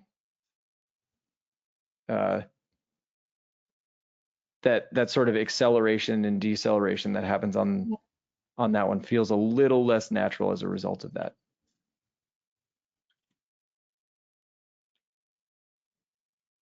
All right, let's see this rotations, everybody's favorite.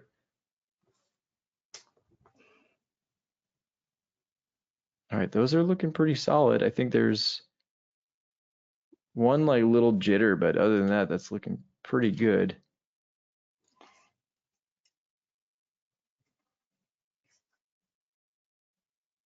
I think those are looking pretty good.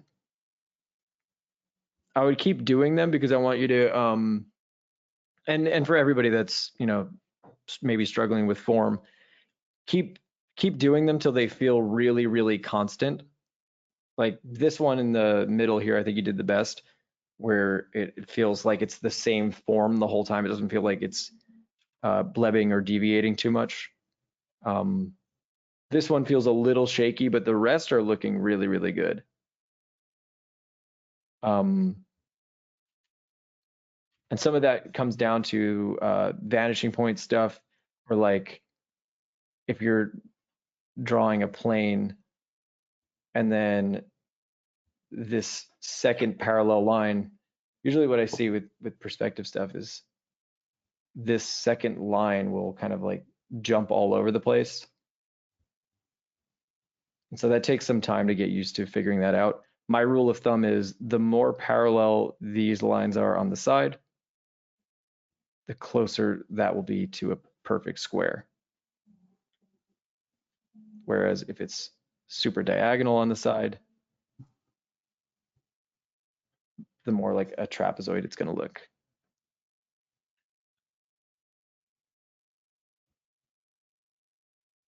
Cool. Great work. Thanks. Yeah, no problem.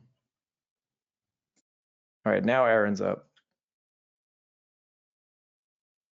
with his epic 0-second animation. I think it's not loading. All right, Aaron, I'm going to skip you for right now, but we'll get back to you. Okay. Unless you want to post it in Discord if you didn't already. Oh, I don't know why that's not loading though.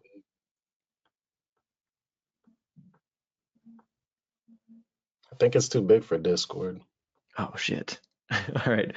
Yeah, maybe try it again. I don't know why it's not loading. I will get back to you though. Heavy size. Like what I see here, man. Nice even spacing. Oh, wait, there's one thing that is catching my attention. I think this 45 might be shrinking a little on the cylinder, that is. Yeah, keep in mind that, right, you've got to gradually shrink down the length. So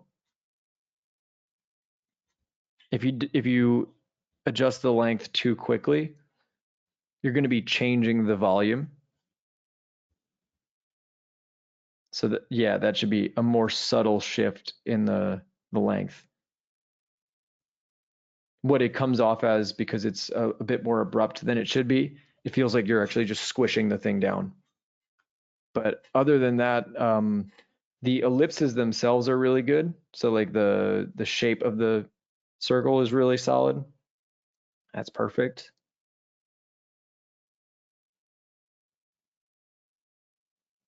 Yeah, I think, oh, here's another rule of thumb. The shorter the length of a cylinder, the closer that is to looking like a circle.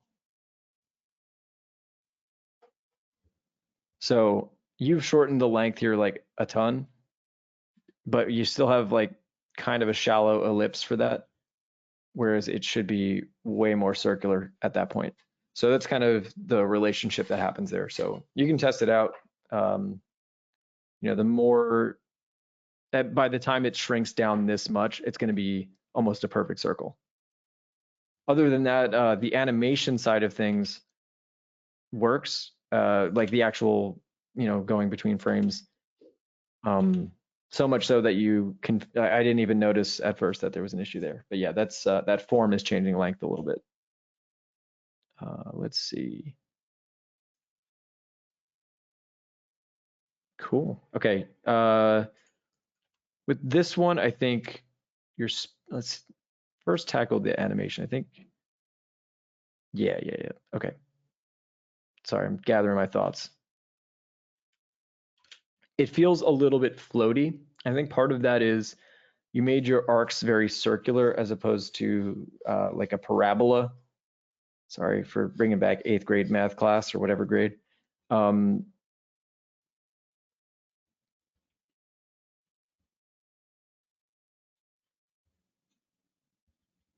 Right.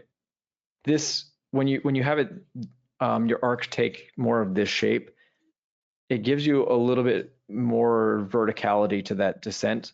And so then it really feels like it's dropping down as opposed to this where it feels like it's kind of floating along, almost like you're skipping a rock a little bit. Yeah, well, it was feeling a lot more like it was the height never changed while I was working on this one. It felt very much the same. Yeah. Yeah, I think that's the issue. And the scale of these, I see you're doing the measurement stuff, but the scale of these really should shrink a lot more as they, I think it should be like this by the time it gets to here. Okay. And this one will be your biggest arc. I'm just eyeballing it right now, but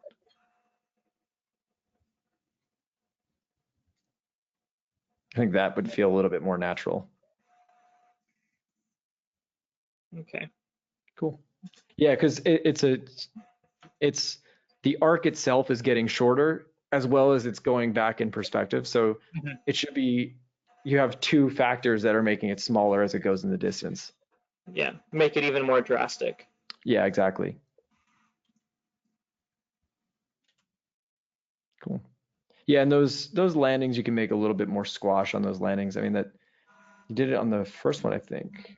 Mm-hmm. Sorry, it's hard to kind of scrub between the frames on this on the website, but yeah, cool. You could download it on and I then could put it do up on that. Penny. Yeah. I might be downloading a ton of files if I do that though, which I could definitely do That's as true. well. But all right, let's have a look at this. Is that my boy Naruto? Sure is. I actually had a lot of fun. At first I was having a hard time figuring out what I wanted to copy, and then I found this one, and I don't know, I ended up spending a lot of hours, more hours than I expected to on this one. Cool. Well, it looks really good. You noticed, right, as he gets to the height of that jump, you have that slow out from there, right? Yeah, he stayed up there for a long time. They really exaggerate that in anime, and I kind of, that other animation that I referred to last week, they did the same thing, and then it speeds up really quickly when it gets here. There was probably, I could be wrong, was there one more drawing when it like was really close to the frame, or I don't think so. I'm pretty sure there wasn't, but they use him getting close to the screen as a transition to yeah, another. that's the anime go-to move. I love it. Yeah. It looks great though. You did a really good job here. Thank you. There's like a subtle something here I feel like is missing, maybe. Could be wrong. I don't know what it is. I'm sure it's fine. You're learning. I mean, you took the things I wanted you to take away from it, which is the floatiness and the ability to stylize slow ins and slow outs, and how you can be really ambitious with how you bring characters towards the camera. Like, I think that's one of the things with perspective people stress out about too much, which is, when your character gets super close to the camera, you can just like, all the rules are gone. You just make it insane. Just make your character gigantic. Yeah, I didn't realize until I, spent some time on it. The whole, like, we have the whole arc of him jumping in. He stays up there for a while, gets close to the camera, but then you've got the arc of his arm sweeping as well. Which was pretty challenging to get. Every limb and joint. Usually when I'm doing full figure animation, I'm following the arc of each joint. Okay. And that's kind of the way I'll think about it, is like, okay, here's the arc of the knee, and that does become a little bit more intuitive, where it's not like, it's stressing out about each arc. It's just, you just naturally do it after a while. But yeah, you're not wrong that you're going to follow the arcs of each thing. It's a little bit shaky here, like kind of just moving around a little bit, but yeah, Just me being nitpicky now. Other than that, great study. I want to study it as well. Looks fun. Thank you. It was fun. Hell yeah. Is that your last thing? I think so, right? Or yeah. Okay, I did Uju. Alex B. I don't know if Alex is here still, but I like the way this I'm here. looks. All right, you've got this am here. style that's really like it. What is the style? What am I going to say? It's a compliment. It should be in a it should be in a book. Like your handwriting and everything is so well presented. Oh, thank Very you. nice. I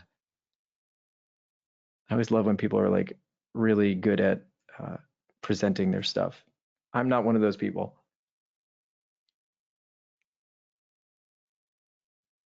All right, let's see your animation study. Hell yeah. Yeah, so you've got kind of what I'm talking about, which is you're doing a sort of combo of form and shape, like the way you draw the hands there is kind of shape, but you're getting all the forms down. I don't think I have any complaints here, man.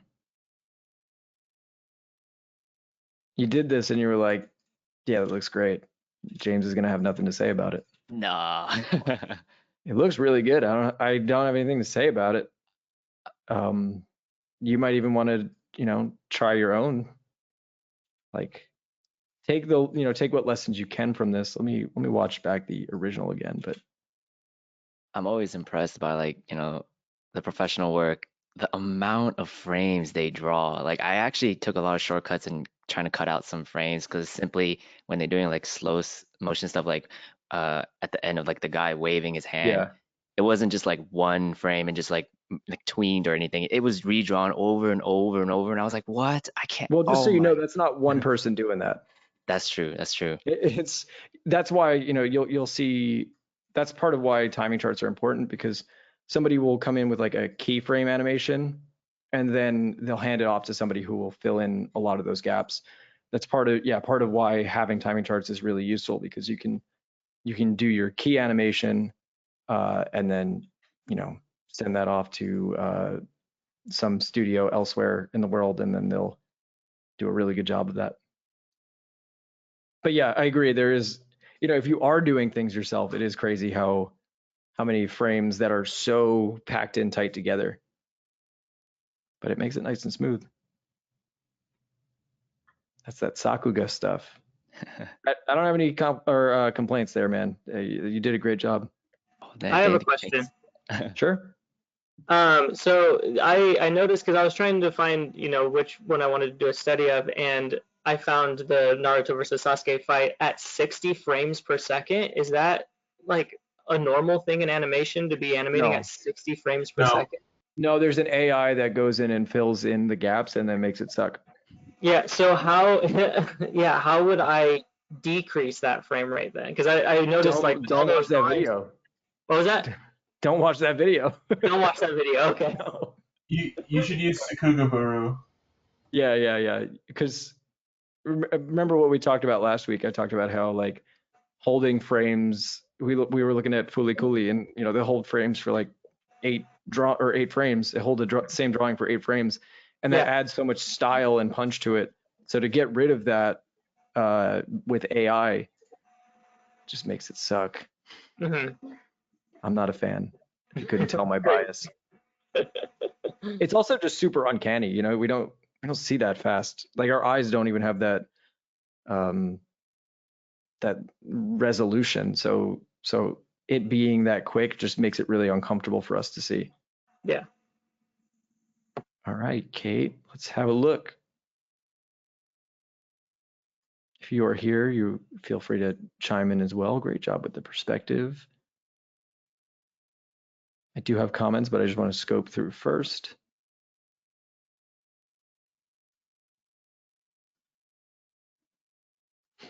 Oh yeah, this is just like a general comment for everybody, and this is not that important. You did exactly what I kind of want you to do here. If you're gonna go super clean on the line work, like you're gonna clean it all the way up, it's a good idea to add in a value somewhere, just because when you're doing your pencil work, you can have contour lines, which give you a little bit of depth and give you a sense of form.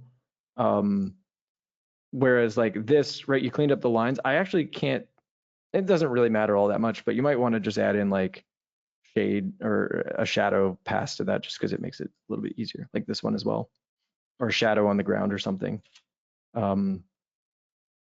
It's not that important. I'm just being annoying.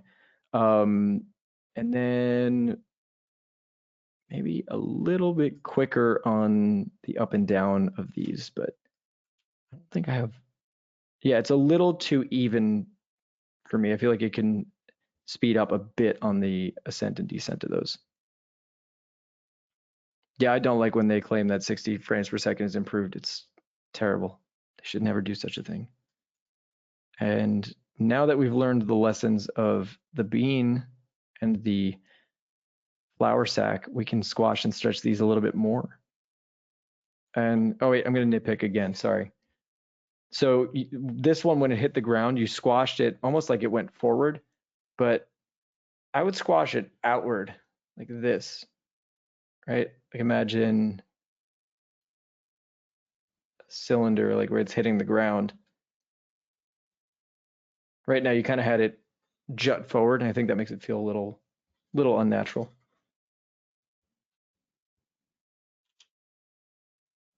Another thing you can do with squashing is you can have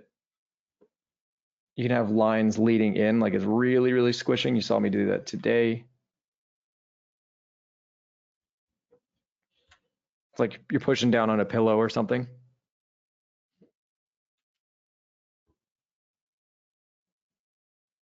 Or it's like a red blood cell. If you want to be weird.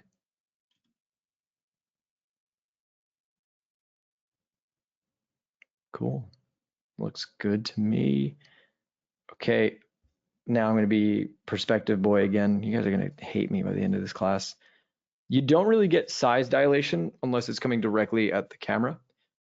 Or like you're going to get a lot more size dilation when something's coming at the camera. So in this case, you've kind of got a perspective lined up where this arc, I'm kind of looking at it in side view, which it wouldn't change size all that much versus if you did this where it's coming directly at me and our horizon line or our vanishing point's right there. Now we're going to get a big change in size. That's why you see in all those animations we're watching when the character's coming directly at the camera, that's when you get the biggest change in scale. But if we're looking at something in side view, which this almost is side view, you're not going to get that same dilation of perspective. And so that's just making it feel like it's changing scale, like the actual object is growing and shrinking. These look great though. Except we're getting a little bit of this cylinder feels more like these aren't circles at the end. So you had the opposite problem somebody had earlier, which is this ellipse size is too small, right? So for the length of that cylinder to have that ellipse shape, we should be seeing a majority of the length of that cylinder. At this point where it's turned in perspective, that should look a little bit more circular. It takes a lot of time to get used to doing this. It took me forever. Took me longer than 8 weeks, I will say that. So hopefully these things get figured out. It's just perspective. Perspective is everybody's least favorite thing to do. But yeah, even when you're looking here, I think it's a little too oval shaped. All right, let's look at the live action study. Oh, we got both animation and live action. Cool. Yeah, I'm gonna go back to that. Cool. Everyone's having fun doing things at the camera. Right, and then for this,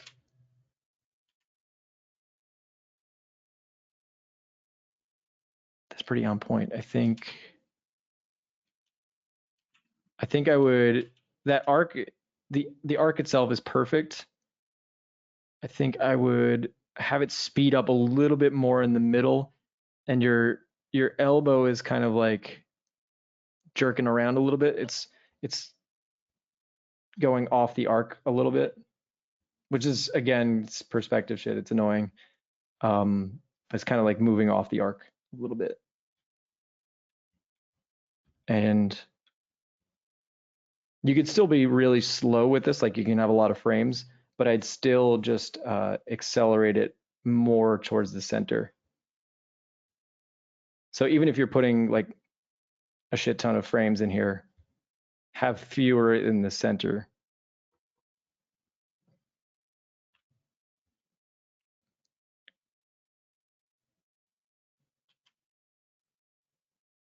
Yeah, because that on the way down, it feels a little slow. Like the way up is good. I like all that. It feels very natural. And then on the way down, it could be a little bit quicker.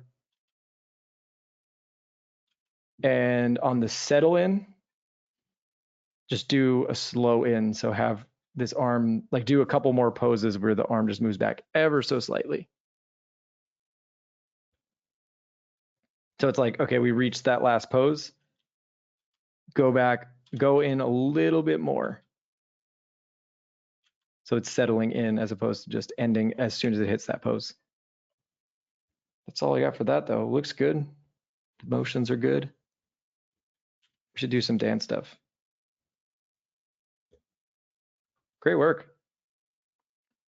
Great work, everybody. All right, we got Kimchi on deck.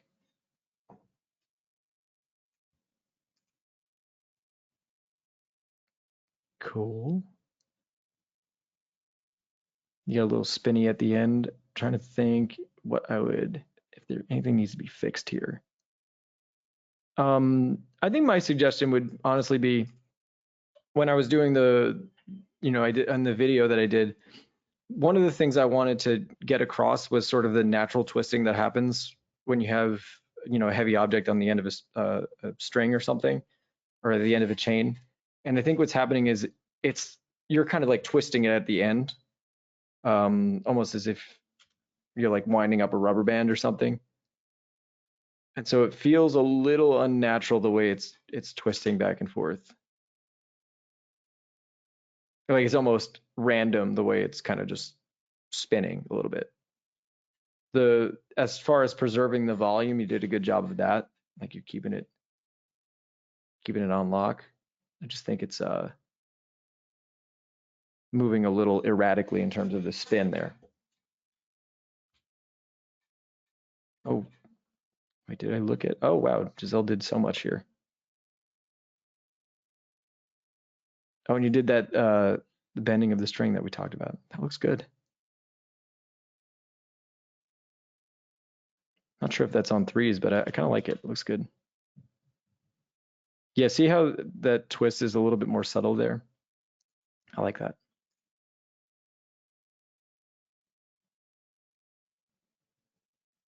All right, this one feels like it's jittering a little bit. I think you added an extra frame on this jump right there. That's a little strange. Yeah, it like kind of blebs up a little bit there. So that's probably a spacing thing, like two drawings too close to each other. And then just like with the end of the dance, instead of it just immediately ending, let it roll. It's kind of like slow in to that final pose.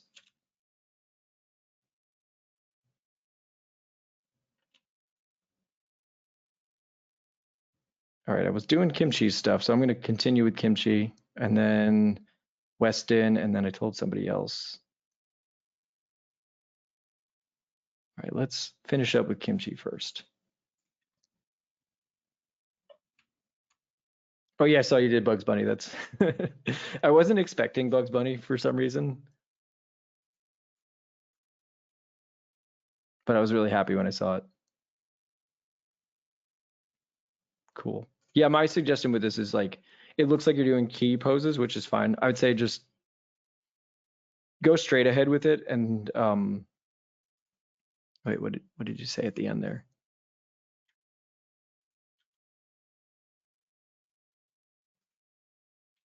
I can't see it.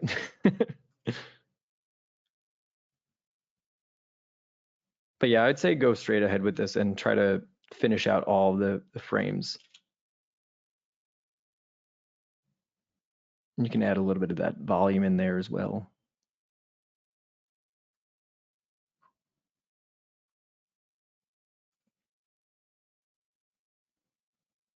Okay, yeah, I think I looked at, this is the first thing I looked at actually. Okay, I really like the grace of the way it lands. I think it gets a little it might just be that there's you have like the key poses at the end. Yeah, it could just be that you didn't finish it doing your in-betweens at the end. But another thing about I was talking about the drawing type of things. When I look at this, it's hard for me to see the silhouette. So make sure that you're keeping your silhouette as your primary concern, right? I want to be able to see what the silhouette is doing. You've got all the forms in there. Just let me see the silhouette. Otherwise, it's hard for me to tell what our main focus is.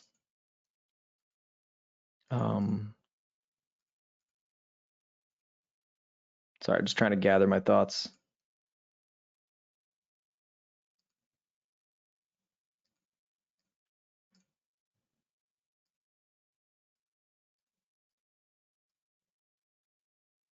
I think today's lesson will be a good addition to this because sort of when it's landing, you have a bit of that overshoot, but you can squash his belly down ever so slightly, or if you want to exaggerate it, you can squash it down.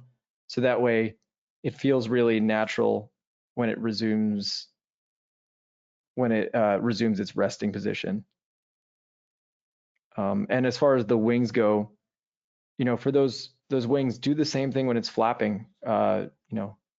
Slow ins, slow outs. We did our pendulum for a reason, right? So those wings have to have that same constant arc, right? You got the body motion with the slow in and slow out, but or you slowed in on the body, but the wings themselves kind of are evenly spaced and feels a little jerky. Feels like beef jerky. And I like the way you have that one leg sticking out first to catch the branch first. Yeah, like that pose is nice.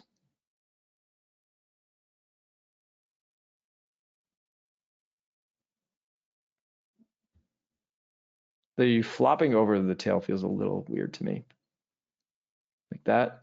But maybe if you did a slow out on that, like you held it there for a little bit longer, it could feel more natural. Like hold it there and let it unfurl slowly. That would feel a little bit more natural.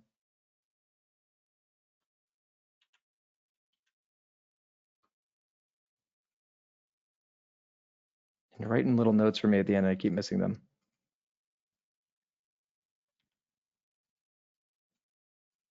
Did this straight ahead mostly from memory and other previous bird drawings. Oh, cool. Great stuff. This guy's out here doing bird drawings from memory.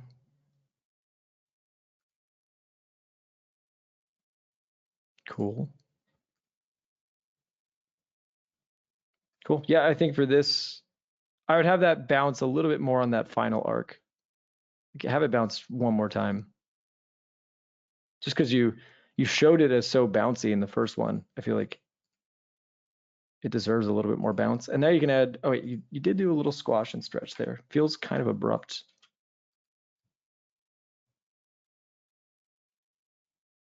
Maybe you can hold that squash at the bottom a little longer.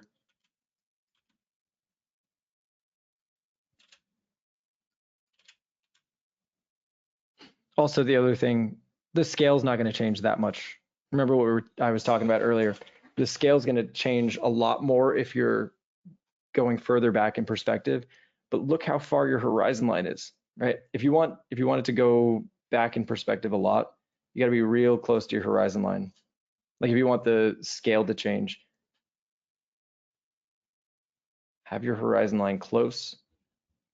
The further down you are, the more you're looking down at something, the less the scale is going to change as you go back in perspective.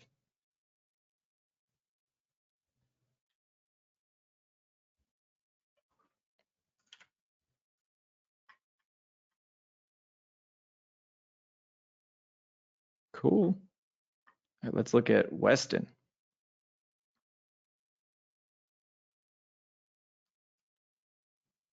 Okay, you're doing a thing that I kind of like, but also it's not exactly realistic, which is fine. You added more frames than I think I did at the peak of this arc, and that's kind of giving it this roller coaster feel, which is not realistic, but I kind of like it. So I'm gonna, although at the end there, let that slow to a stop, I think. Okay. Yeah, because it feels like it's speeding. It feels like it's gaining speed at the end. Oh, I see what you mean. Yep. Yeah, actually for both of these, it's kind of gaining speed at the end.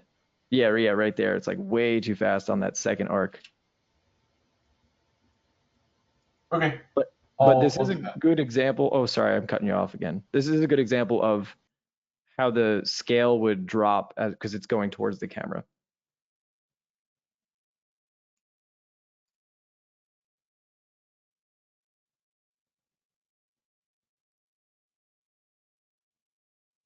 Cool. Let me loop those a little bit. It's hard to. Sorry, looping in Clip Studio Paint was really horrible. It's all good. It's not your bad. It's definitely difficult. Yeah, I think you might have the same thing going on. You have a little bit almond-shaped ellipses. When that length of the cylinder is like really shortened, that's got to be a little bit more circular than that. But it's a minor thing. That felt super hard to do, so. Sorry? That felt super, super difficult to do. Well, it came out pretty solid though. Thank you. Okay, I don't know what you did here. The actual animation looks great, but it looks like we just discovered some footage from like Walt Disney Studio because it's like very grainy and old timey. That was an accident. Sorry. That's okay. But that the slow in and slow out looks good there. Cool. Yeah, that's great. We just discovered Walt Disney's early stuff. Okay. Sorry if this is confusing. This is the first thing is from Memories. It's like 2 cuts from Memories. And then the next is from Ping Pong. Oh, okay, cool.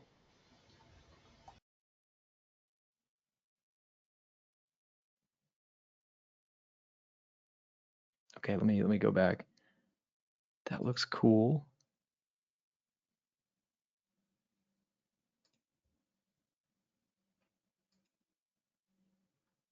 Glad you're capturing the forms of the body. I think I'm going to say the same thing to you because you've got a good sense of the perspective.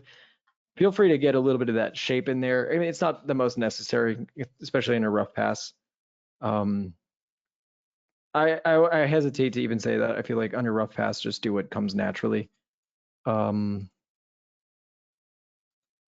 let me see. Okay. What were these? And you got the frames. Were the frames correct for this? I'm just. Oh, I was worried that my I had to fall asleep. I worked on it in spurts, so it was just so I like knew what part I was working on, and I forgot to erase it. The poses look good to me.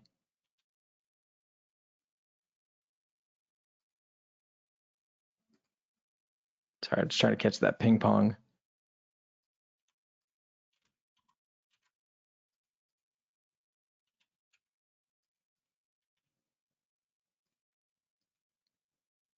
Cool. And then now this one, you got a nice hold there for a while. that was also an accident. I just animated on 4s. Like no, I wasn't even insulting you. I think that's a good move, right? If you can, if you if you hold things out. Or is this from a animation? It's from a live action movie called Tampopo. I really Oh. like that movie, so I wanted to draw it anyways.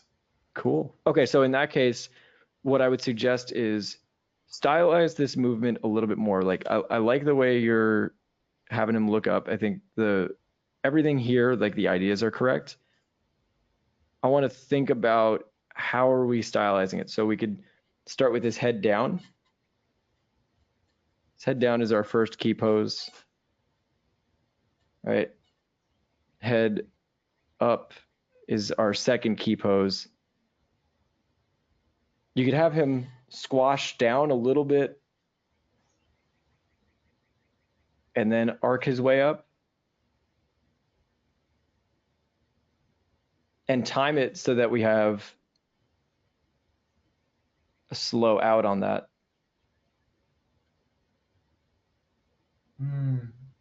Right, so that way, and then slow in so it feels natural when he gets that last pose, he's slowing down.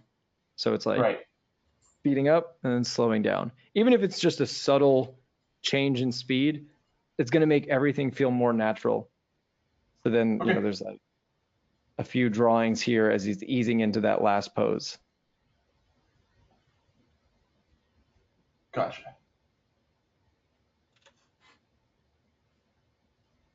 I would even do that same scene again. Okay. Yeah, same for the dance as well, because now that feels like even spacing. You've got the poses correct, but yeah, we want to get more. We want you to play around with the spacing a little bit more. Gotcha. Great work. Thank you. I think we've got one more person.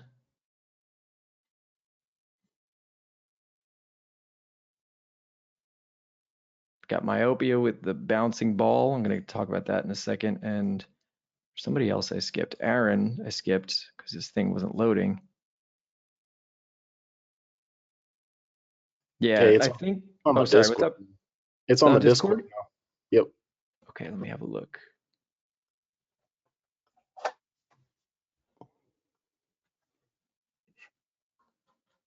I don't see it, Aaron. Wait, class exercises or no, it's not in that. Oh, I think you put in your animations.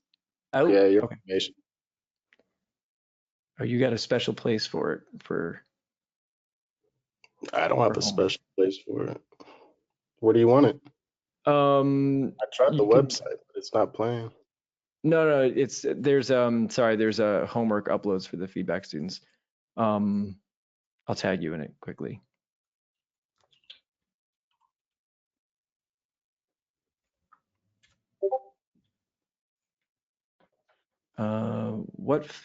Let's see. It's not downloading this file that I have here.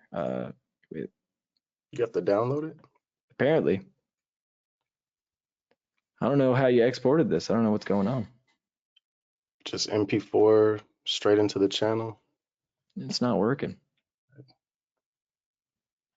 All right, let me finish up myopias and then because it's just one more and then we'll have a look at that. Hopefully we can get that fixed. I don't know why that's not working.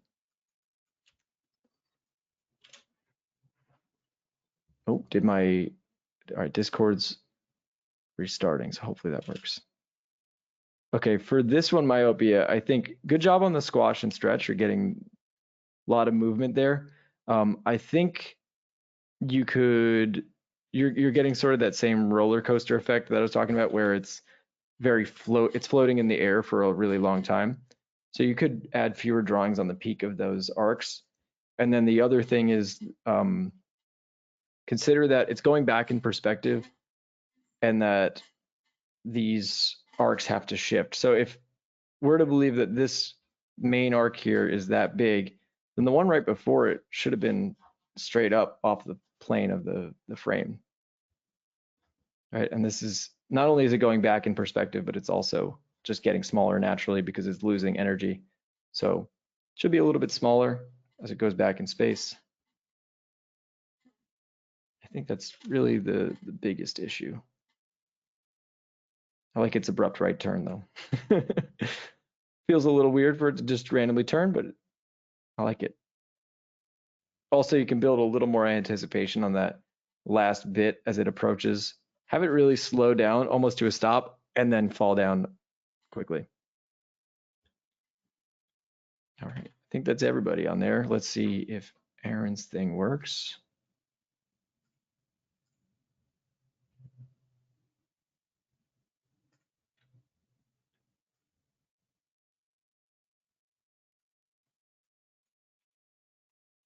All right, I don't think it's working for some reason. Maybe if we get it to work, I'm gonna call the class now, but if you get it to work, I'll send you feedback. I think I overnight. figured out why it doesn't work. Why? But wait, what were you saying, James? Were you at least able to download it or no? No, I wasn't able to download it. Oh, that's weird because I was at least able to download it, though I think I know the issue and why it doesn't show up on Project City. It's a bit technical, so I don't know if he did this on purpose, but it's On not purpose? the encoding is different. It's not like compatible for web. Got it. I will write it down, I think, in the Discord. I don't think I can Okay. explain it on vocally. All right, cool. So yeah, I'm gonna call the class, and then Aaron, if you can work that out, if we can work that out, then I'll get you your critique in the morning. Okay. Appreciate Sorry about it. that. No, it's fine. Thanks. It's a pain in the butt that happens, but it's yeah, technical difficulties of doing classes online. Anyway, guys, thanks so much. I lost my voice almost because what's the homework? Can tell. Oh, I'm gonna upload the homework after class. It'll be up there in like an hour. Okay. It'll be involving all the flour sacks and stuff. Thank you guys. Thanks, James. And, Thank you, no problem. Modern St. James. Appreciate you. No problem. I'll see you guys next week. All right. Yeah. Peace. All right. Later, everybody. Peace.